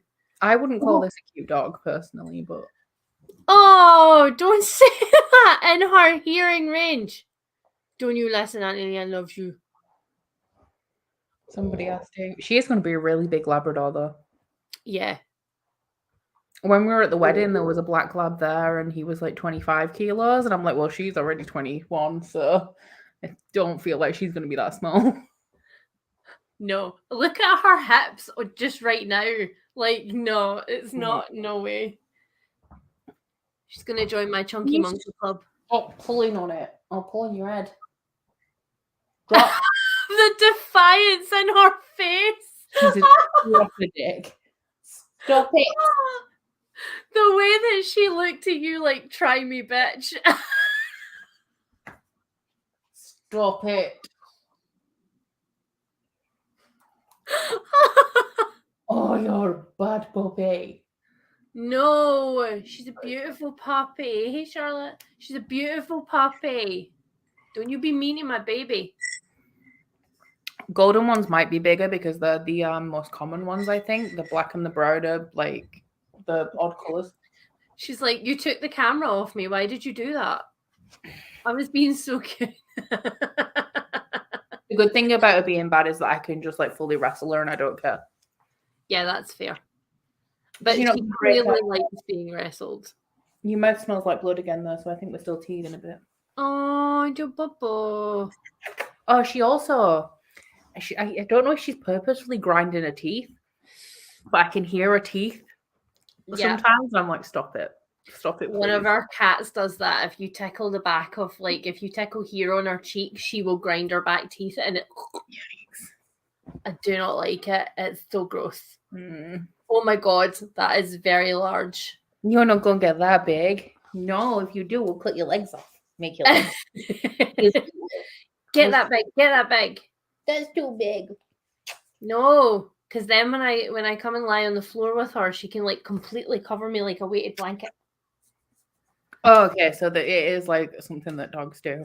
Oh, okay. It really goes through me because I can just hear her teeth grinding and I'm like, oh, it's horrible. Duh. Teeth grinding is the worst thing. Like, you're lucky you don't do that because you'd be sleeping on the couch. Like, no, I can't. I started the last couple of months because of anxiety, which I've stopped now again. Yay! Well done. I clench. I jaw clench. My antidepressants did that to me, and now it's just a habit. She takes after Curtis, and I know this because they both have very long toes. Oh my God. I call Curtis's toes finger toes, and she has the same toes. Oh, okay. Now you ruined it. First it was cute, and then you ruined it. Then you made it creepy. You made it creepy. I have two eldest. Storm, she grinds her teeth in her sleep. No. Oh, Brandy, my dog always tries to lick the inside of my nose. We have one dog who will fully slip the tongue in your mouth if he gets a chance. Like, I mean, it's his sole purpose in life is to be like, it. I one of Yeah, she's each always got a colour, and funny- my golden is the biggest. They're just pure muscle. Oh no. Oh, I God. feel like you're in trouble. I also feel bereft. Nimbus. Hey, Nimbus. Nimbus. Nimbus. Cuddle? Nimbus, I mean, okay, I can also cuddle you, but you're not tall enough to be on camera. Look Nimbus, come here. at her neck as well. Oh, man. Yeah, she's going to be a Got muscles here around the side of her neck. That's Come here. You big girl. There. Look. He's like, why am I awake for this? He's a good boy. Ow, stop chewing on You me. see the cheese? He's like, no, I feel like I'm in trouble. What have I done? I only get carried when I go into the vet or into the bath, and I don't like either of those things, and you've just said them in my ear. Stress yawn. Yeah, stress yawn. Do you want to go down? Okay, well that was a rubbish cuddle. You're rubbish cuddlers. I mean, Oh, she's not cuddling me because she wants to. I mean, she doesn't not want to either, though, or she would tell you. She's like, I will tell you. She just wants to chew on my hands. That's why she's here. Oh, look at the baby eyes, though. She's so sweet. You're not. You're horrible. I love it, Alan. Oh no. Let's see how long the next sprint we're going to be. Stop eating the cover. Yes. I vaguely remember where I was in filming. This is why I can't read anymore. Get off my flip-flop. I can't read anymore. Yeah, blame the puppy for the slumpy. Ooh. Be nice to us. Oh, well, I was changing to read it anyway, so that's fine for me. But... Yes, this is good. I will get a chunk of things done. I feel like dogs are more stressful than kids. Absolutely, they're the most stressful pet I've ever had. Ever. I don't know. I feel like when they hit a certain age, or at least I'm hoping that when she hits a certain age, she just won't be a bother anymore. But... yeah, I mean, in fairness, I have 4, so it's like the cumulative effect. So, yeah. Okay. Right, I'll see you all in 50. I achieve things. Bye-bye.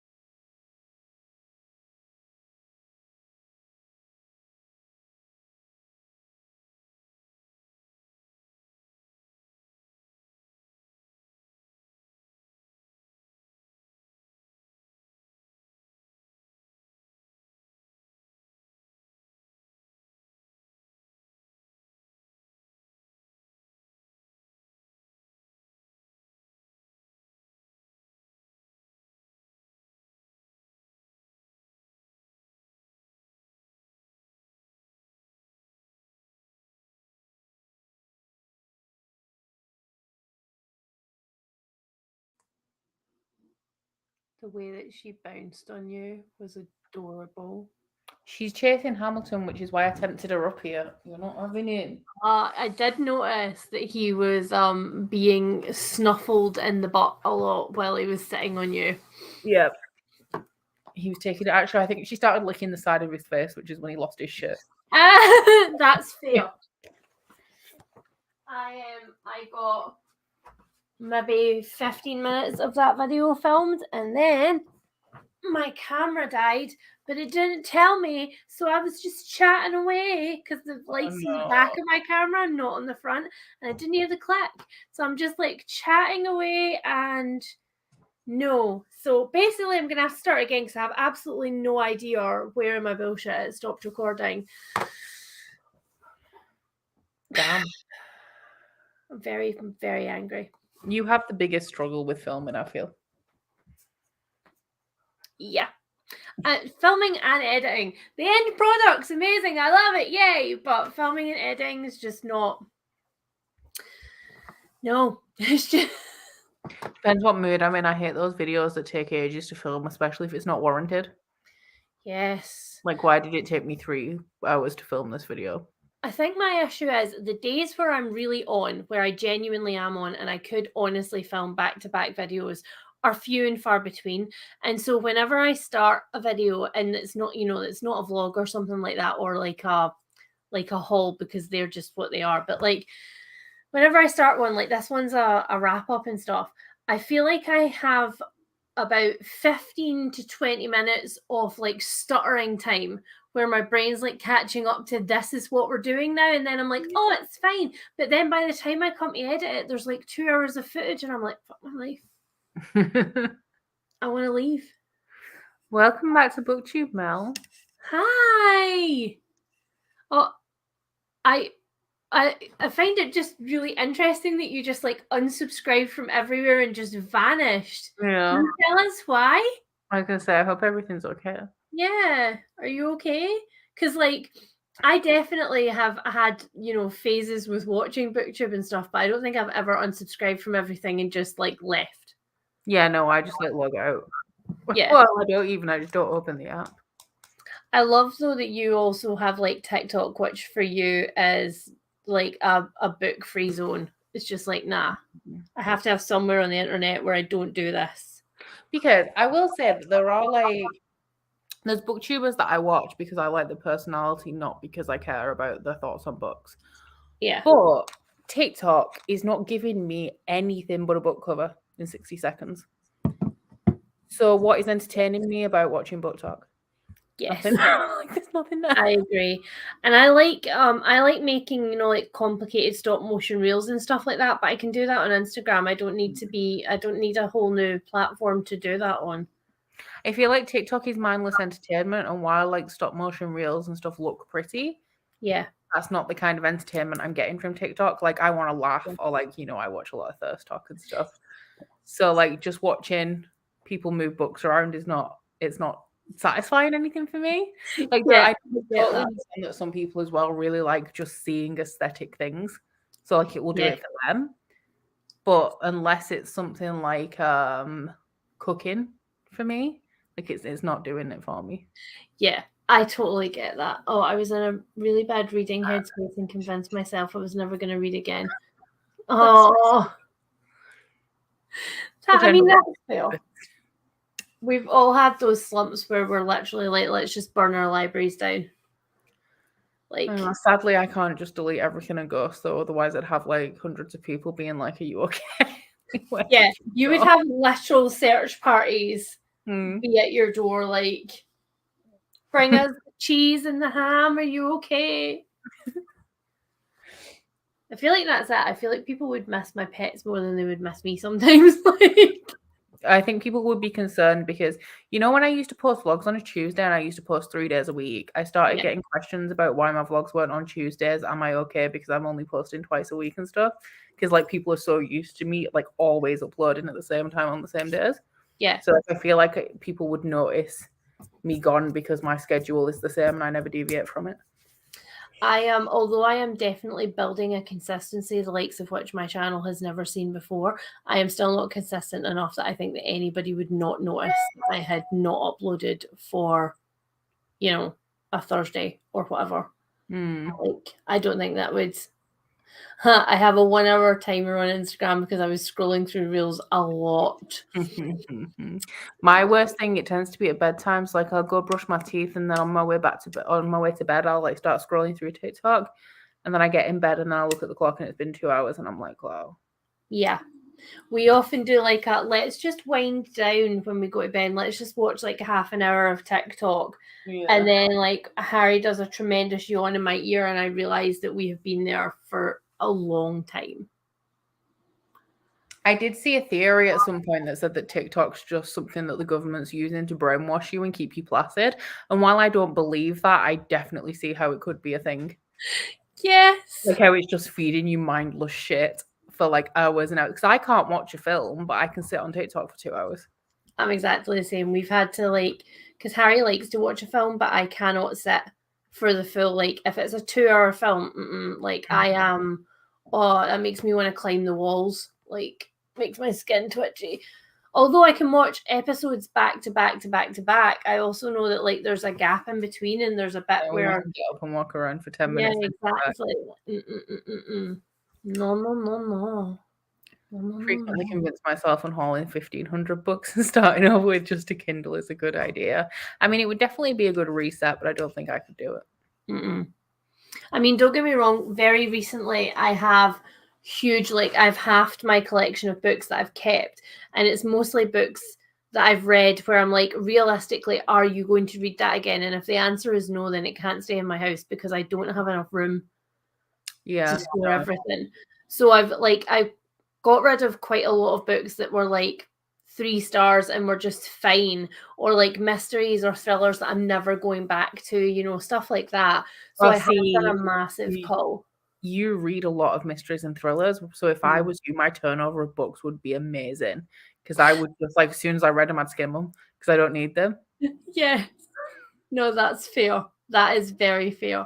It's weird though, I definitely go through massive phases where right now, most of the time thrillers are more than half of my reading, and right now I think they're less than a third of my reading, because now I'm just give me the spooky shit, and also give me the complicated toxic nonfiction. I actually don't think my phone's in here. I think it's still in the kitchen from earlier, which is wild that I've gone this long without having it and not even noticing. Seriously? I think normally fantasy is about 60% of my reading, and I think it's somewhere around 45% in the minute, which isn't a massive difference. But I haven't picked up any Brandon Sanderson this year, and I used to constantly flip-flop between Hobb and Sanderson. Yeah. And this is about the only epic fantasy I'm reading, because I've been reading less and I don't have the focus right now. I'm too easily distracted, especially with her. Because right now she's trying to chew on a blanket. So I'm constantly alert, which means I'm just not reading as much. So when you are reading, then stuff romance and it's much easier to read than and it doesn't require a lot of brain or focus to concentrate on. I am actually feeling like I want to read some more fantasy, which I think the weather started turning today because it was cold this morning when I woke up. Yeah. I definitely think fantasy, like you say, when the weather starts turning, I definitely think fantasy starts to be a thing that I go back to. But then again, fantasy used to be almost all of my reading, and then it was I don't know, 20% of stuff was other stuff, and now I'm just it's not. It always surprises me that you've read. The only reason that I knew that you'd read The Realm of the Adlings is because you've got a cat called Fitz, and why else? What else could you have named him after? Yeah. Because otherwise, I would never have known that you'd read The Realm of the Adlings, because I definitely don't associate you with fantasy at all. Yeah, my channel's gone through some really, really weird phases since I started. And I've never been up until the last 2 years, I've never been consistent with my channel. But then it was, it was a hobby and not part of what I do.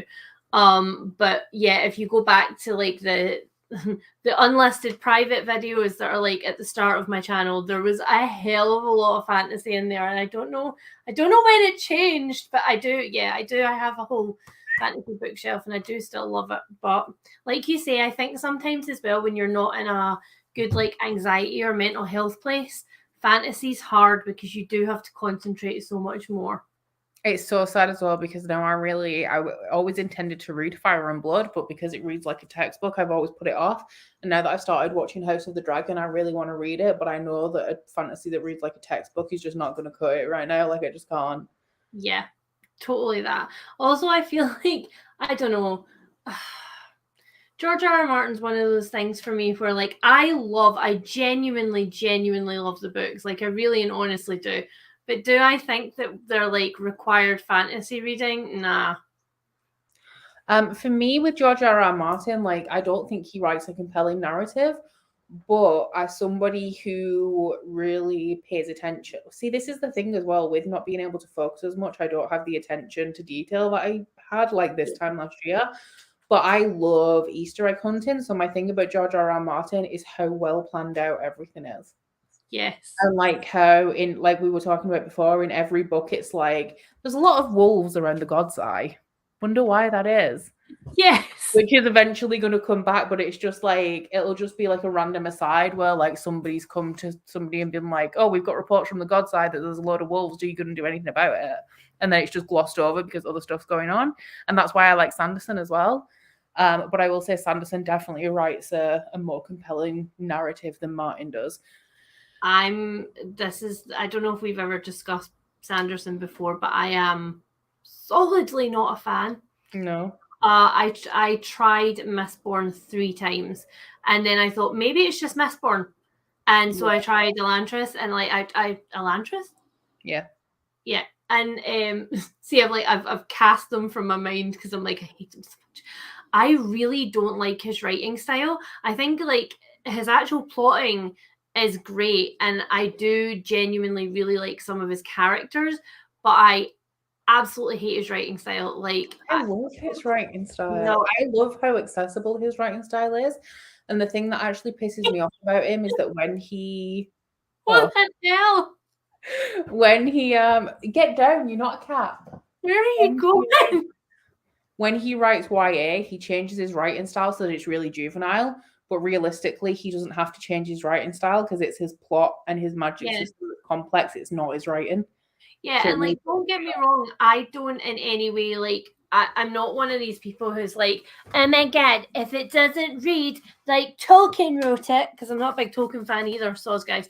If it doesn't read like Tolkien wrote it, then I don't want it. Like, it's not even that it is so accessible. There's just something about it that I don't like. I just don't like it. I know that it's okay. It's all right. It's all right. You can cancel me. It's fine. I even feel like Bree's judging me right now. That was like a very judgy face that you put on there. But yeah, I don't know. I tried real hard, but it didn't happen. Yeah, Mel said, I just wish he had more women in his books, which is fair. But the thing, I know a lot of people don't like Sanderson because of his religious background as well, and he has a history in homophobia, which is valid. He has changed his opinions and admitted that he had an ignorant and narrow mindset from his upbringing, and he's like working towards changing, which is, I feel like, all we can hope for, really, because a lot of people don't bother to question their own beliefs at all. Exactly. And also, I feel like it's the same any kind of cancel culture, anything on the internet, is that it's like, oh, this author or this person or whoever. Now, and again, I'm not talking about the instances where it's somebody like J.K. Rowling where they've doubled down again and again on their beliefs and stuff. But in other instances, it's like, oh, quick, cancel this author. Nobody should read from them. And it's like, but if you don't give somebody the opportunity to change the thing that you don't like, then you're not teaching them, you're preaching to them. And that's not the same. That's exactly what they're doing to you. Exactly. So like, if you don't give people the chance to change their opinion and demonstrate that, then it's like you are doing the thing that you are complaining about. So yeah, definitely when I first started reading him, I didn't know anything about like his background of homophobia or anything like that. And it wasn't until once again, I feel like this happens quite a lot, is like somebody went, "Ooh, do you know he's a bit problematic because of this?" And I was like, well, shit, great. Somebody else that I need to worry about. I think he also, like, he questions his own beliefs within his literature as well. Like, he often has discussions on religion that's from, like, different perspectives, even, like, ones of atheism and stuff. So he's not, like, he's not preachy, considering he comes from such a strict religious background, which is what you expect from people who come from such a strict religious background. And he's open to discussion and exploring different viewpoints, which you don't get with a lot of, like such extremely religious people. Yep. Yeah, I love the varied opinions on Sanderson, like the comments, like Steelheart was trash. Yeah. I haven't read Steelheart yet, which I think is also one of his YAs. Yeah, I am. Marissa, you will. You'll love at least one of them. Yeah, you will. And I feel like it'll be more Sanderson than Hobb, to be fair, but everyone loves. Well, if you don't mind slow books, you're fine with Hobb. Yeah. I know a lot of people. Somebody left a comment on one of my videos and said, "Does was it something like, I know you said that the book picks up at around 300 pages in, but it shouldn't take 300 pages for it to pick up." And then they said, "At this point, I want Regal to be king and for Fitz and Molly to die a horrible death because I hate everyone so much." So I just replied and was like, "I don't think Hobb's for you." No, baby, back away, put the Hobb down. Like, no. Wow. Although, not the biggest Molly fangirl in the world. No, I don't think anybody really likes Molly. No. I feel like Molly's one of those examples of, even Robin Hobb can sometimes fall into that trap of writing a female character the way that you think that a female character should be written, as opposed to writing a female character. And I think, like, because she was a female character, like at the time that those first books were coming out, again, female characters were like the minority in fantasy books. It was like she tried to make her more compelling, and instead it just turned me off. But I get it. The bland characters hurt me here because I'm thinking of My Boy the Fool. I'm like, how could you? No, Phil's not a bland character. Brashen. Brashen. Yeah. You are disgusting. You are vile. I was like, look, if you want me to leave, you can just boot me. You don't have to abuse me. She's eating, I don't know where she's got it from, but she's eating a hairball, as in, like, that's pulled off a hairbrush or something. And I'm like, I don't know. I don't even know if that's my hair or Hamilton's. No. I couldn't imagine anyone liking Regal or Kyle. Fucking Kyle, man. Kyle, man. Oh my god. Literally the worst. Oh, she's gone back into a toy box now to select something more suitable for a lady infestation. What's she going for? No, she's gone for another. Is it a lump of hair again? No, it's some ropey bits off one of her rope toys that she's disintegrated. Oh, there you go. I do love the Phil, but not Brashen. It's not all of her character. That's got the same energy as Not All Men, man. It's not all of her characters, but it's some of them. I'm confused what you started verbally attacking. She was sat behind the laptop. No, I genuinely believe that you just decided to hate me. My brain was fine with believing that. It was fine. I love that fucking Kyle. Yeah, this is the thing though. She is just fine. Yeah, she's just a woman in a medieval fantasy, you know. Like she just.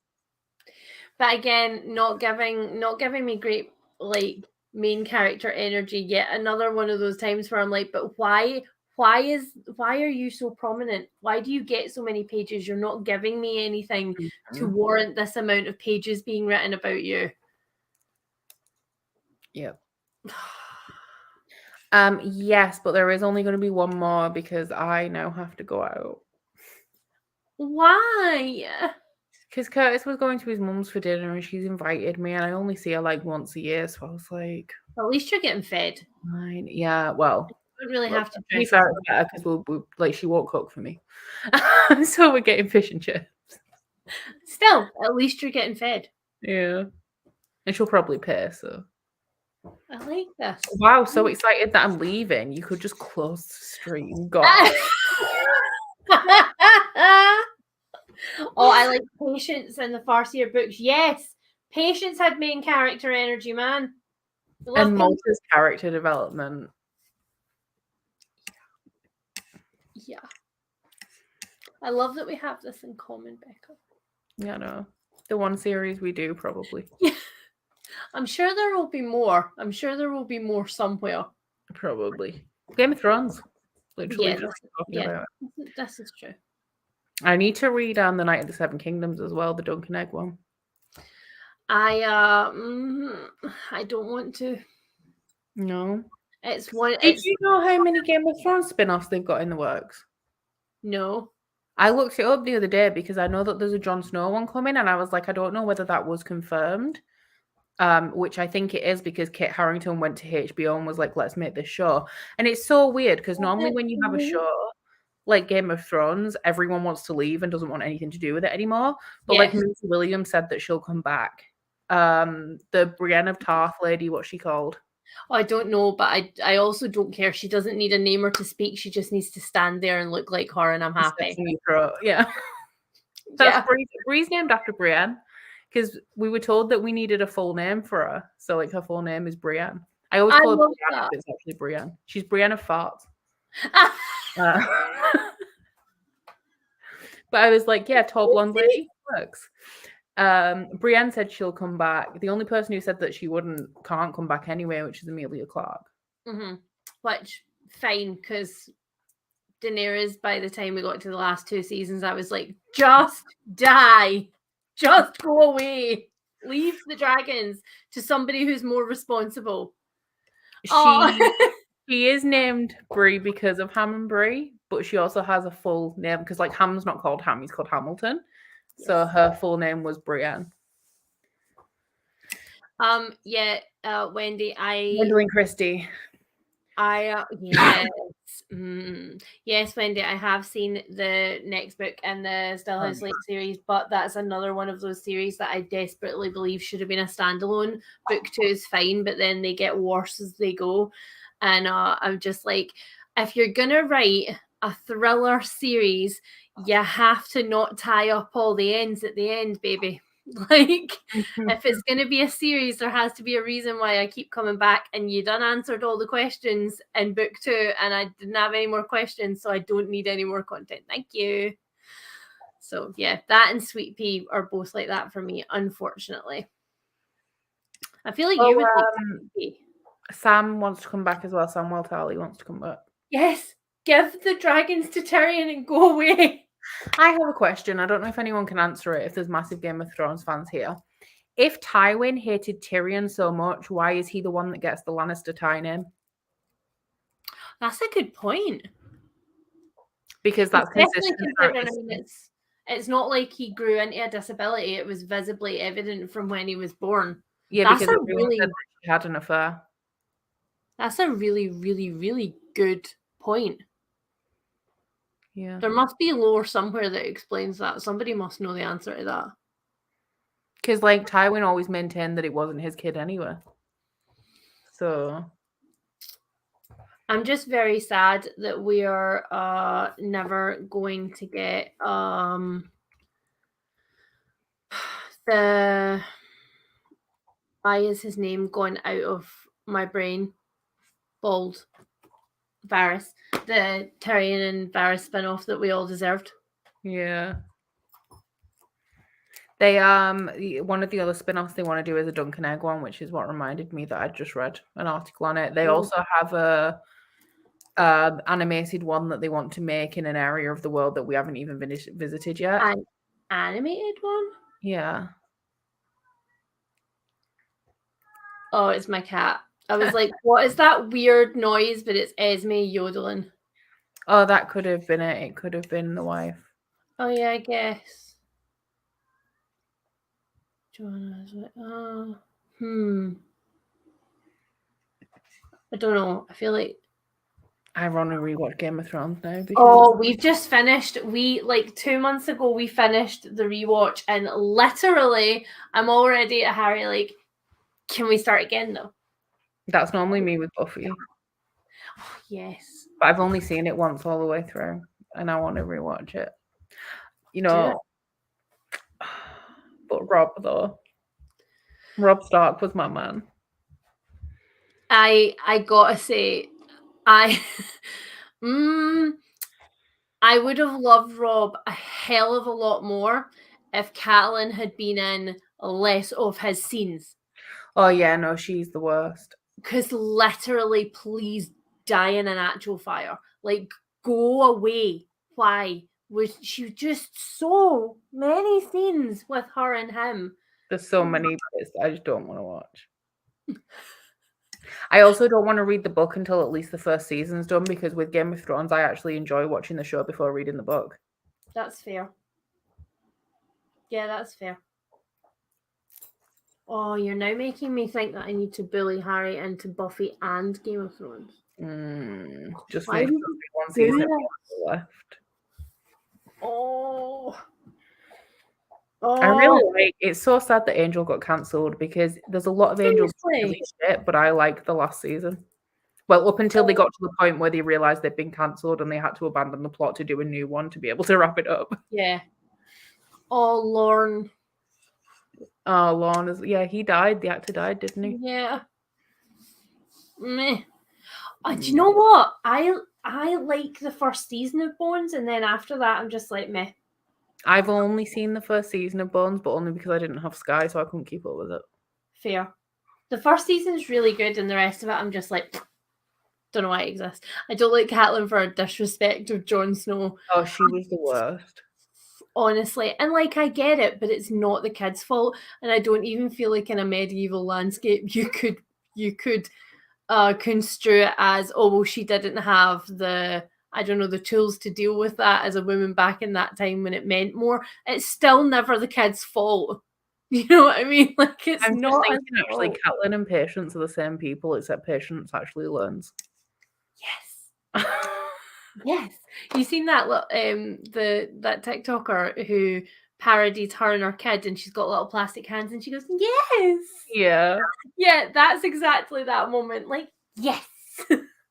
I haven't seen Vikings because I've only finished The Last Kingdom, and I believe they're pretty much the same story. Yeah, no. One of my best friends is absolutely obsessed with Vikings, and it's got to the point where she's talked about it enough to me that it's now done the same thing as Hype with books, and now I never want to watch it. Yeah, we do want to watch Vikings, but we were watching The Last Kingdom, and it's like the same time period, so I was like, well, I don't want to watch them both at once, so we'll wait till Last Kingdom's finished, which it just has. Yeah. I know, she was a bitch. Yeah, exactly. Well, the way that Ned maintained the entire time. Yes. Oh, Ned. You know what? Right, the spin-off that isn't in the works that I want, we got a little bit of in the last season, but I want the spin-off of Ned, Robert, Lyanna, and Rhaegar. Yes. That's the spin-off that I want. I need baby Robert. For me, it's Rhaegar. Okay, that's fair also. Because the we way both like our toxic Rhaegar, men. We like our toxic men just in different ways. Because the way that people talk about Rhaegar, because of how young he was at the time, he was going to be the fucking new sliced bread. But he never made it. And I think it's because he's so legendary because he died so young. But everyone's like, oh my God, he won this battle and he saved these babies. And then he kissed these puppies. Yeah. Tell me about Rhaegar. You know that he was also a spoiled little manslut as well. True. My window cleaners just came, so I think they're going around today. We've cursed everybody with window cleaners. Oh my God, that's so cool. Oh, that is insane. Yes, this is the spin-off we all need. It really is. Absolutely. Yes. Oh. I got to be an extra in The Longest Ride at a scene with Una Chaplin. Oh, Rob's wife. Oh, Yeah, I want to reread Game of Thrones now, but that's not going to happen for a long time. why? Because what's the point? There's no more books. Still, though, by the time that you make your way back through them. But I don't want to make my way back through them until there's another book so that I can prepare for the next book. Because then what if I reread them all? Shut up. Stop it. Nimbus literally just woke up from a dead sleep. Like, what was that?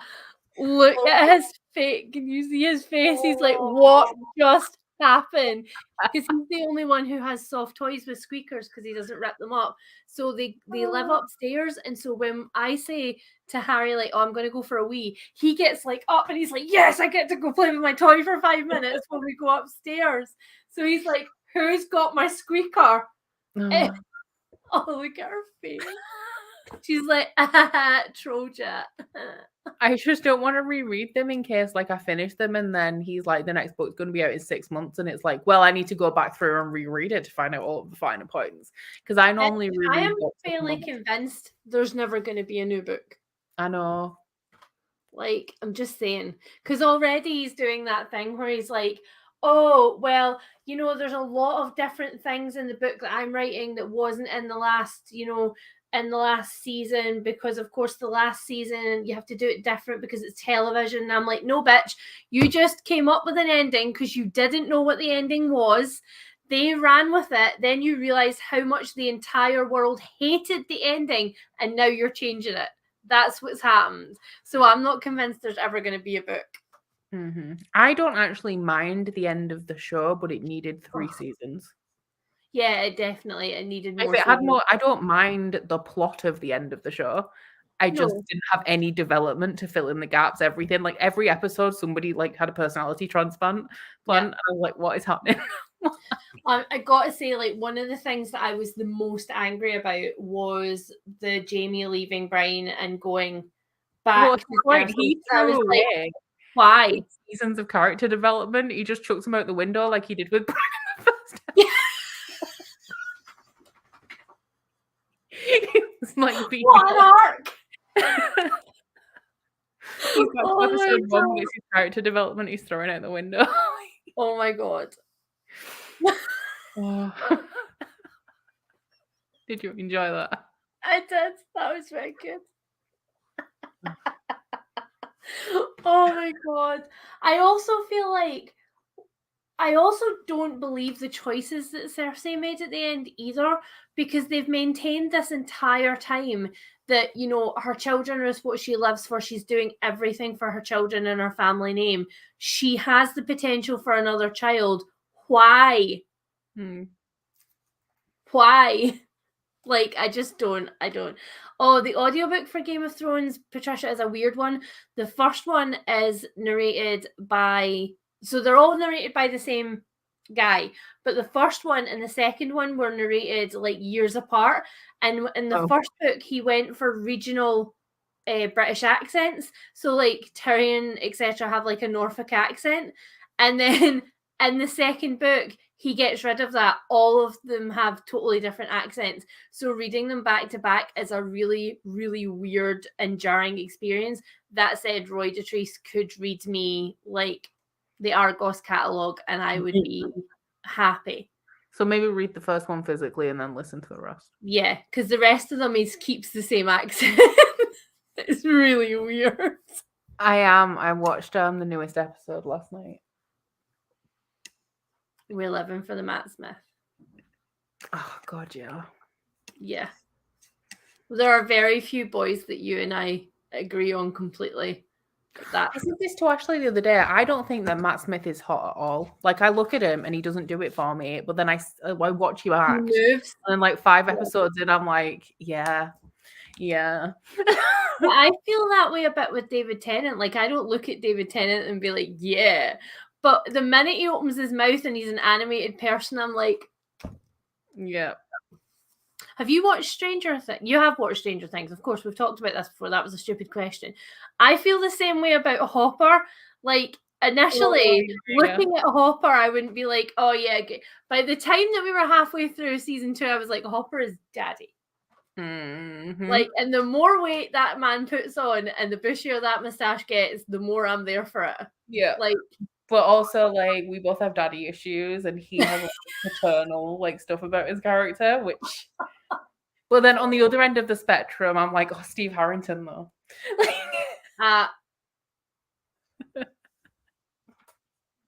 Yeah. But then I Yeah. needed the Steve and Eddie. I needed the Steve and Eddie kiss moment because you knew it was in there somewhere. Patricia, you've got no taste, Mom. No. Everyone calls Hopper daddy. Everyone. There was a reel that, because obviously TikTok's worked out that I like Stranger Things thirst traps. Oh my god! Look why have all of my patrons have just turned up, and I'm like, you know what? Convenient, very on brand, guys. I love that. Yeah, so TikTok's worked out that I like the extra Stranger Things content in my life, and one of the reels is just various different clips of Hopper doing vaguely sexual things to What a Man, and I'm like, yes. What a man, what a man, what a man, what a mighty good man. Yes. Yeah. Facts. Yeah. Oh no, what have we done? Here they come. Right. Should we roll for a final sprint? Yeah. And it needs to be nice to us because I want to film. Oh yeah, you do need to film, don't you? Yes. No, we're not having this. Get it right. So we had 5. Let's add another one. 2. So that's 35 minutes. It didn't really do much for me, did it? I didn't even show you. I didn't see. Yeah, we didn't see, so it's fine. Right, I'll do it again. No, maybe worse. 1 minute. Right. Okay, are we ready? I'll actually do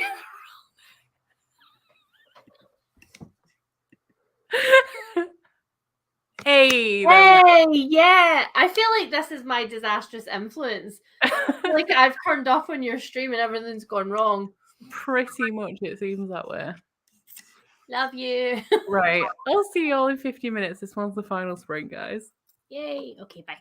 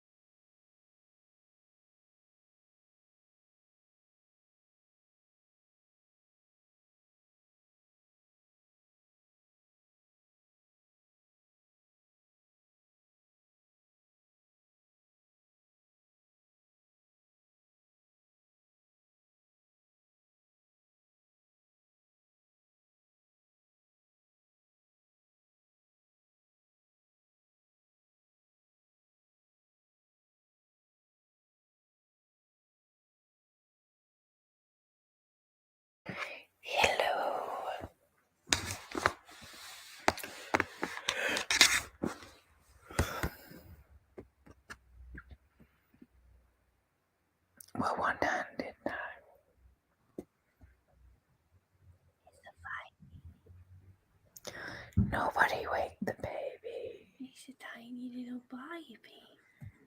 We all need to be very, very quiet. I don't think she... Oh, Leanne. Oh. Fucked it. You did. Every single sprint that I've read in.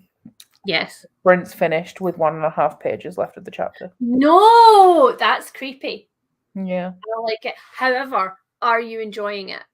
I am, although I've got to my first sad bit, I guess, but it's one of those things like all right. Like an inevitable sad bit? Yeah, but also like I feel like when sad things happen in Robin Hood books, sometimes she just brushes past them. Like some characters deserve more rights than Yes. Oh my god.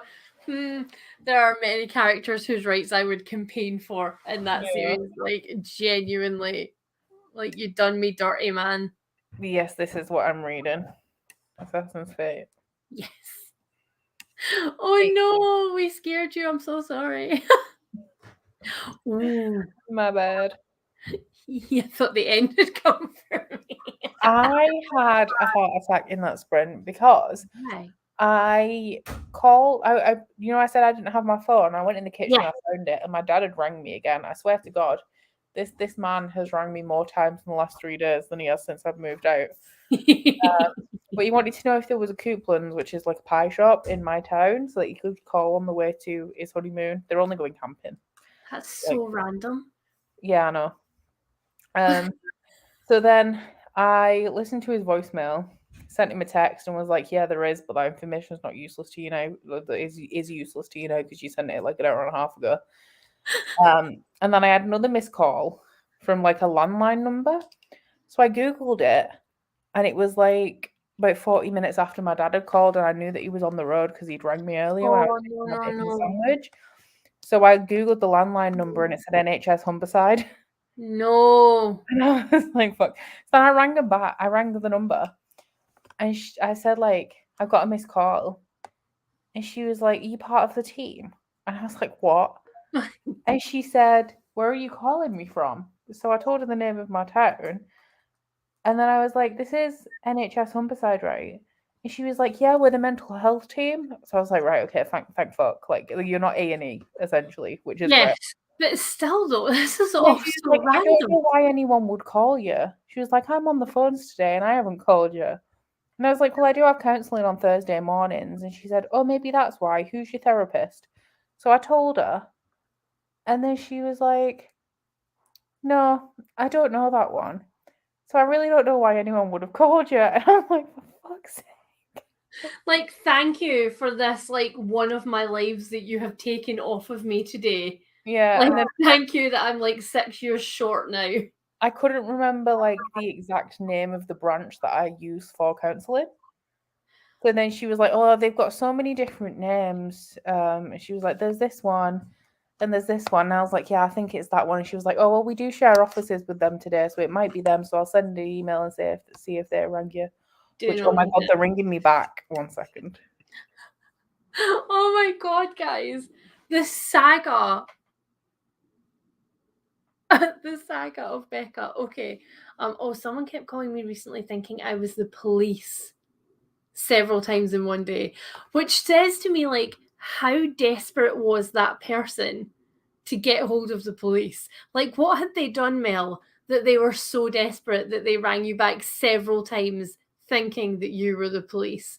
I literally am every single meme about children who were brought up in the 90s where I'm just like, I do not answer the phone. I never answer the phone. If you don't leave me a voicemail, I don't want you.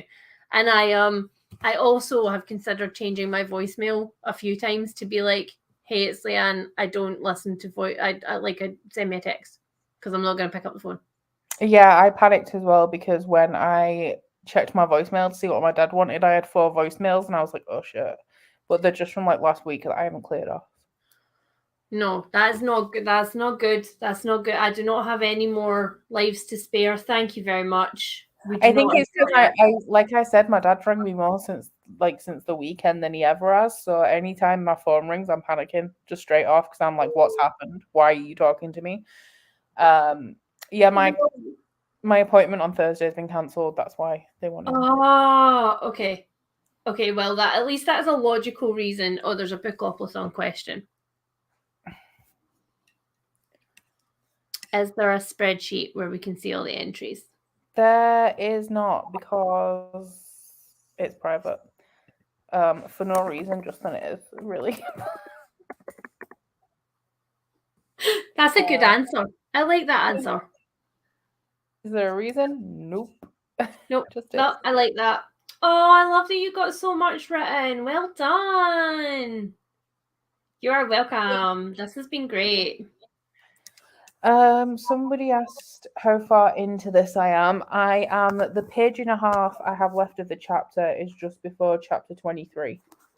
So I'm actually just past halfway because I'm on page 440 when I get to the end of this chapter.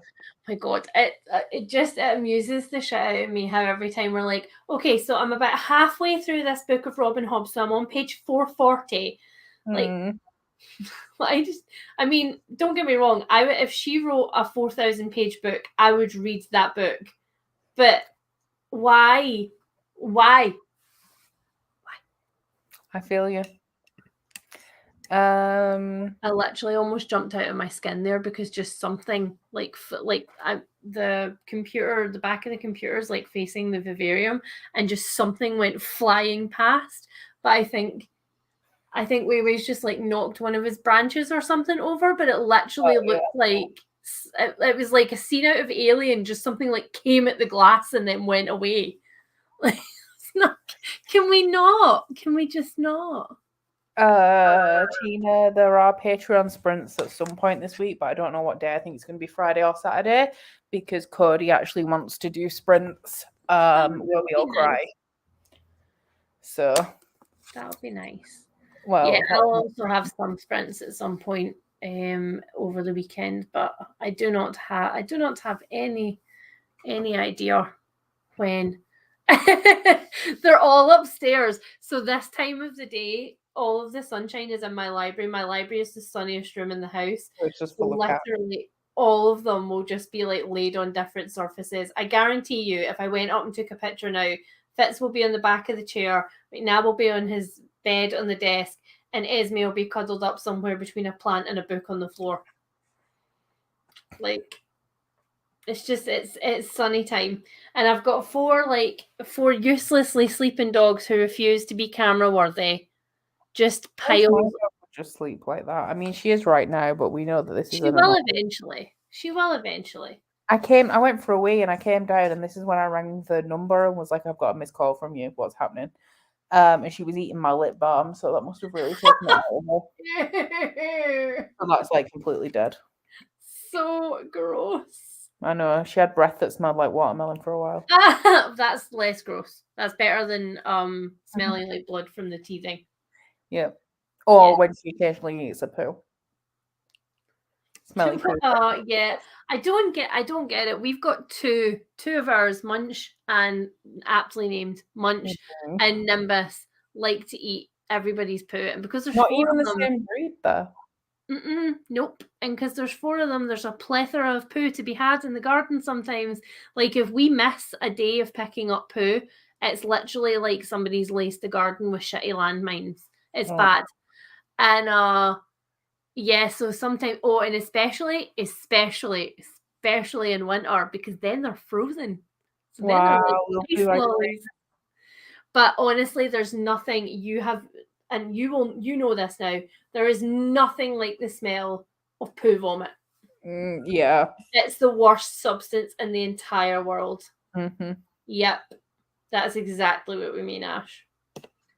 It's not poo vomit. Not a good time. No. It's the worst thing. She only eats her own poo, at least. She doesn't eat anybody else's. Yeah, this is true. Ours were partially cat poo, but now they can't get to any of the boxes anymore, so thwarted. Oh, Sophie, what? Oh, no. I love how you ended that with "you're welcome" as well. Dogs are gross. And I've actually never had a gross dog in my life until I met Brie, and I'm like, you are vile. No, dogs are disgusting. Disgusting. Yeah, they are disgusting. Look at it. Filthy. But it's so beautiful and soft. And I was going to say, it looks like it smells like baby powder, but I'm sure it doesn't. No, it still needs a bath, so it just smells a bit doggy. Yeah. Luckily, like, that's weirdly, I don't know if it's just because of the types of dogs that we've got, but like Grissom and Munch don't ever smell like anything, like ever. And Padfoot and Nimbus only smell if they've been in mud, and I think that's like the lurcher in them because they got that waterproof coating on their coat. Like Padfoot can sit out in the rain for ages and come in, shake it off, and he's dry. It's weird. See, when we've had Rotties, I don't really notice the dog smell. Like if you go in my dad's house, I don't think it smells like dog. Yeah. Whereas if you come in here, I can smell dog straight away. Like she makes my house smell like dog. She's the doggiest smelling dog that I've ever had. Hamilton's probably like, what have you done? Literally, why are you like this? A bit doggy. Hi, Cody. She's on Scrumbles now. We got rid of Harrington's wet food because she was having the worst fucking farts in the world. Because she a bougie bitch. Scrumbles makes a nice hard poo. Okay. And we all know that we were struggling with hard poo. She still has Harrington's biscuits, but she has like the wet trays of Scrumbles. Which, however, does, slightly concern me because hard poos are like so much easier to eat. It's true, but they're also easier to pick up without having to keep fucking scrubbing the concrete outside. So, it's melting over my hands when I'm trying to pick it up. Harry is constantly reseeding the grass in the garden because sometimes it's just easier to take the clump of grass with it. It's like, how do we always, you can tell that we are like dog mums because this is what we always end up talking about is like poo and food. Mm-hmm. One question about your Patreon sprints, Becca, daytime or nighttime? They are both, but they tend to actually be more in the daytime because mine too. I jump into other people's sprints as well. Like Steph and Jade do daytime sprints, and I tend to join them pretty frequently. But for my own sprints that I host, I tend to alternate between day and night. Yeah, mine too. I try to night because I've done daytime on public, but it's hard as well because like when you've got another half, you want to like spend time with them in the evening. Mm-hmm. So it's evening sprints are harder around here. Also, they're harder around here because Harry takes like a Thursday, Friday off rather than a Saturday, Sunday because Saturday, Sunday is really busy for work for Harry. So I'm also like limited to what days I can do. But yeah, there's quite a lot of like weekend sprints these days on my Patreon. Yeah, see, I don't really tend to do weekends. That's because you've got a life. Oh yeah, Curtis joins us sometimes as well. Yeah. It's on public sprints because there's too many people, but he will join Patreon ones. Yeah, Harry's the same. Harry quite likes to come and say hi and then just go and sit somewhere in the background and lob in an occasional comment. Lob in an odd Harryism. Yeah. Oh, thank you, my love. We also do 24-hour readathons where there's nighttime and daytime sprints on them. Yes. Sometimes at weird times in the nighttime, Becca. No. You go pretty late sometimes. Midnight's my latest. All the time? Yeah, unless my sprint runs over like past midnight. I don't think I've ever gone later than 12. Okay. Fair choice. Oh, well, we've done drunk live shows before. They're going till 4. Like, not for a while. Drunk live shows, no ma'am. I couldn't bring that side of me onto the internet. Yeah, God, they were good. I don't like being drunk anymore. I was drunk on Saturday, and that's me done for another few months. I'm not like much of a hangover person. I'm not a big fan of the actual being drunk part. I do it badly. Oh, come join us in the smut den. It depends. So much is very like you can't tell what kind of drunk you're going to be until you're drunk. Yeah, especially when you've got anxiety as well, because then you've got anxiety to factor in to your drunkenness, and that's a whole time in and of itself, man. Mm-mm. And then, oh my gosh, anxiety, which is something that I've only discovered in the last week because somebody said they have anxiety, and I was like, wow, I didn't know that was a thing. Anxiety? Yeah, it's like when you get the anxiety when you've got a hangover. Oh, that's never happened to me. Well, somebody said it's because they really worry about what they did and said when they were drunk. Oh, okay, yeah. So, like, yeah, the fear. Whereas for me, it's because I feel tired and weak that I'm not mentally strong enough to not be anxious. I'm more vulnerable, so I'm just naturally anxious. Like you can't fight on all sides. You have to give in to the anxiety. I get that. Oh, the next day weepies. Yes, Cody. Of course, Cody knows about anxiety. I feel like sometimes it can be quite cathartic though, the next day weepies. Like I think sometimes it's good for you because at other times you would be like holding all of that pent up crap inside and not giving in. And sometimes like just having a bloodletting of it makes you feel better. I call it the fear. Yes. That's a very Scottishism as well, the fear. I've got the fear. I like that. Never been drunk because I'm afraid of being a sad drunk. Yeah, I wasn't too bad on Sunday when I was hungover, but I was just very panicky for no reason. Yeah. It's like, what do I have to be panicky about? It's just because I was like weak and tired. It's not a nice place to be. I know. Like I said, control is my drug of choice, so being drunk is not a good place for me to be. Nice lamp. Yeah. I feel very like we're guesting in Pixar with them though, right? Yeah. Like it feels very like I also need you to know that during that last sprint, I got a delivery of books and this beautiful baby has turned up and like I love you in that, but I want to read it. Oh. She's closed it now. She just opened the cover with a face, and I'm like, you might want to start at the beginning, babe. I can time for you if you want. You are not going to have a cover on that book by the time that she's finished with it. It's just going to be random pages held together by rubber bands. Yeah. At least it's just a standard paperback. So. I know. I'm still crying over the bend in the back cover though. Like, it hurts me, man. It hurts me. Emma. Just you wait, my love. I also used to be 26 and I'd never had, well, I probably had a couple when I drank like a lot. I love that sentence. I love that sentence. I also used to be 26. Like there could just be a full stop in the end of that. Like I also used to be 26. It's like I love going to there's a fair in Hull called Hull Fair, but it's like one of Europe's biggest fairs and it's like every October. And I love fairs, so we always go, but like the older I get, the less I can tolerate rides, and it's the same with alcohol. Yeah, I think it's like the older I get, the more I realize that if I hurt myself on a ride, there's probably not a lot of coming back from it. Like that's an injury I'm stuck with for life now, you know? Yes! Yes, you get drunk off the atmosphere. That's a thing. Not Anna Marie bragging over here. All right, Anna Marie. You can go yeah, off sometimes if I drink a lot now, it can take 2 days to recover. It's wine, actually. It's like I'm fine unless I drink wine, in which case it's game over. Oh yeah, no. Like I'm a spirit only kind of person if I'm properly drinking. Yeah. Because I get to the point where I mix and I think that white wine's a great idea. And it's never a great idea. Never. My top tip, I'm not sure if I should give it out as advice because you're not supposed to mix painkillers and alcohol, but I always take 2 painkillers and drink water before I go to sleep and then I wake up fine.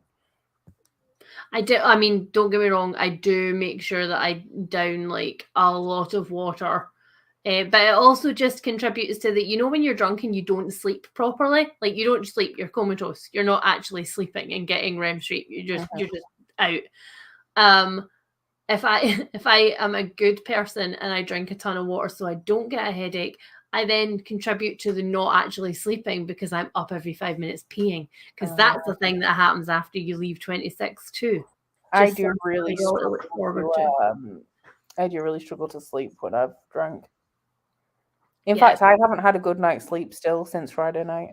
Yeah, it's bad. It completely screws up all of your REM sleep. It does a thing to your brain. Curtis, you want to come and tell the stream what I was saying in my sleep last night?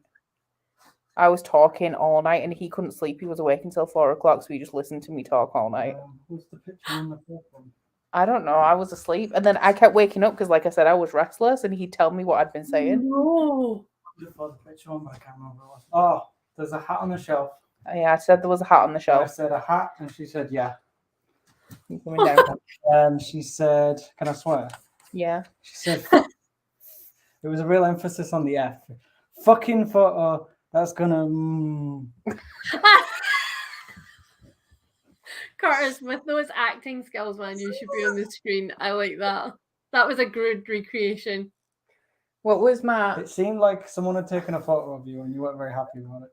Oh my god, no. My favourite one was the one about the children. Yeah. What did it was really creepy. Hours later, I'm sat there playing solitaire because I can't sleep at 4 a.m. And she says, I've had a really good time listening to that while I've been asleep. And I panicked thinking the sound was on my phone, but it wasn't. And she was just asleep. What did I say? I've been singing today and I was singing yesterday. Yeah, there was also that one. That was before. I didn't write that one down. And then we've got, come on, kids. And then kissing sounds like. Oh, no, Becca! I've been away 3 times. And then, yeah, I'm good at hiding that. What are you good at hiding? I don't know. Oh, how did Curtis not just yeet you out of bed? Oh my god, no. Just like the come on kids, the kissing noises. No, I would have been gone or you would have been woken up because that is too much for me. That is creepy as. There was more mumbles to the kids thing, but I couldn't make out the words. Oh, so there was more about the kids. Yeah. Oh my god. Yeah. You terrify me. I have no idea, but it was a very restless night. Thank you, Tina, for joining my Patreon. I just got the notification. Oh. Ash wants you to record it as a Patreon exclusive. Yeah, there is actually an app where everyone records their sleepy talks on. Oh, God.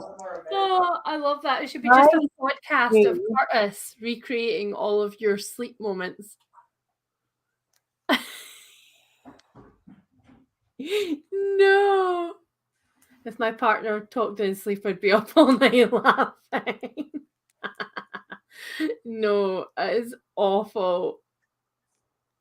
It is so awful. I'm totally going to start writing down the crazy shit my husband says in his sleep now. Occasionally, I'm not going to lie, occasionally I do record Harry snoring to play it back in the morning so I can be like, you don't understand the true reverberation of the mattress when you really, really get going. Like, you don't understand what you do. I'm looking for the one because I'm sure I've got one of Curtis's. Yeah, he said once, pathetic. You're pathetic, like really emphatically. Oh my god. He also said, but I have neighbours. And then he said, neighbours Cameron. Do you people have a lot of cheese before you go to bed? Like, what is inciting you? Only this cheese. No, we don't want to eat a lot of that cheese. He also said, I can't get shirtless in here. So I asked him why, and he said, I need to test it out first. Oh my god. I love that you spoke to him as well. You didn't just let him ramble, but you actually were like, but why not though? Yeah. I abandoned you to get Iron Brew because it's hit that point in the day. Oh god. Yeah, and he also told me that I've got this. Like, he was just giving me support in his sleep. He was like, you've got this. And I said, I've got this. And he said, So I said, what am I doing? And he said, just finishing, just doing the last few things, and then it's done. Oh. So then I went along with him, and I said, I've got this. Thank you. And he said, So I said, Oh what am I my doing? god, he's too adorable. I Stop said, what am it. I doing? And he said, putting things in the car. Stop. He's not allowed to be that cute. How come we, two of the biggest bitches in the world, have got two of the nicest menzies? Like, how did that happen? It's the black cat energy with the golden retriever boyfriends. I don't even know what he's doing now. He just keeps going in the tool drawer. Did you break the fly net again? Yeah, he broke the fly net, so he's sticking it back up. I do not believe that Curtis would ever break anything. Curtis cannot be destructive. He is too pure. Well, I mean... Right, well, I have to go out soon, so we should probably end this stream. Yeah, we should. I love that. Golden Retriever boyfriends for the win. Yes, Cody. Cody has one as well. Yes. We're collecting them. They need a support group. Mm-hmm. Yeah. Yeah. Yeah, you're Ash. I love that. I feel like Ash also has golden retriever energy. But also, she did leave her children unsupervised in the pool to buy me books and was like, they'll be fine. I mean, I feel like that's a good mix of energies. I feel like that level of who gives a fuck is a good mix of energies. Right. On that note, I'm going to go out. But thank you for joining. Thank you for joining me again. Oh, welcome. It has been a blast anytime. And I'll see you all either Tuesday night or Thursday night next week for sprints and sometime this week on Patreon for sprints. Yay. Bye. Bye, guys.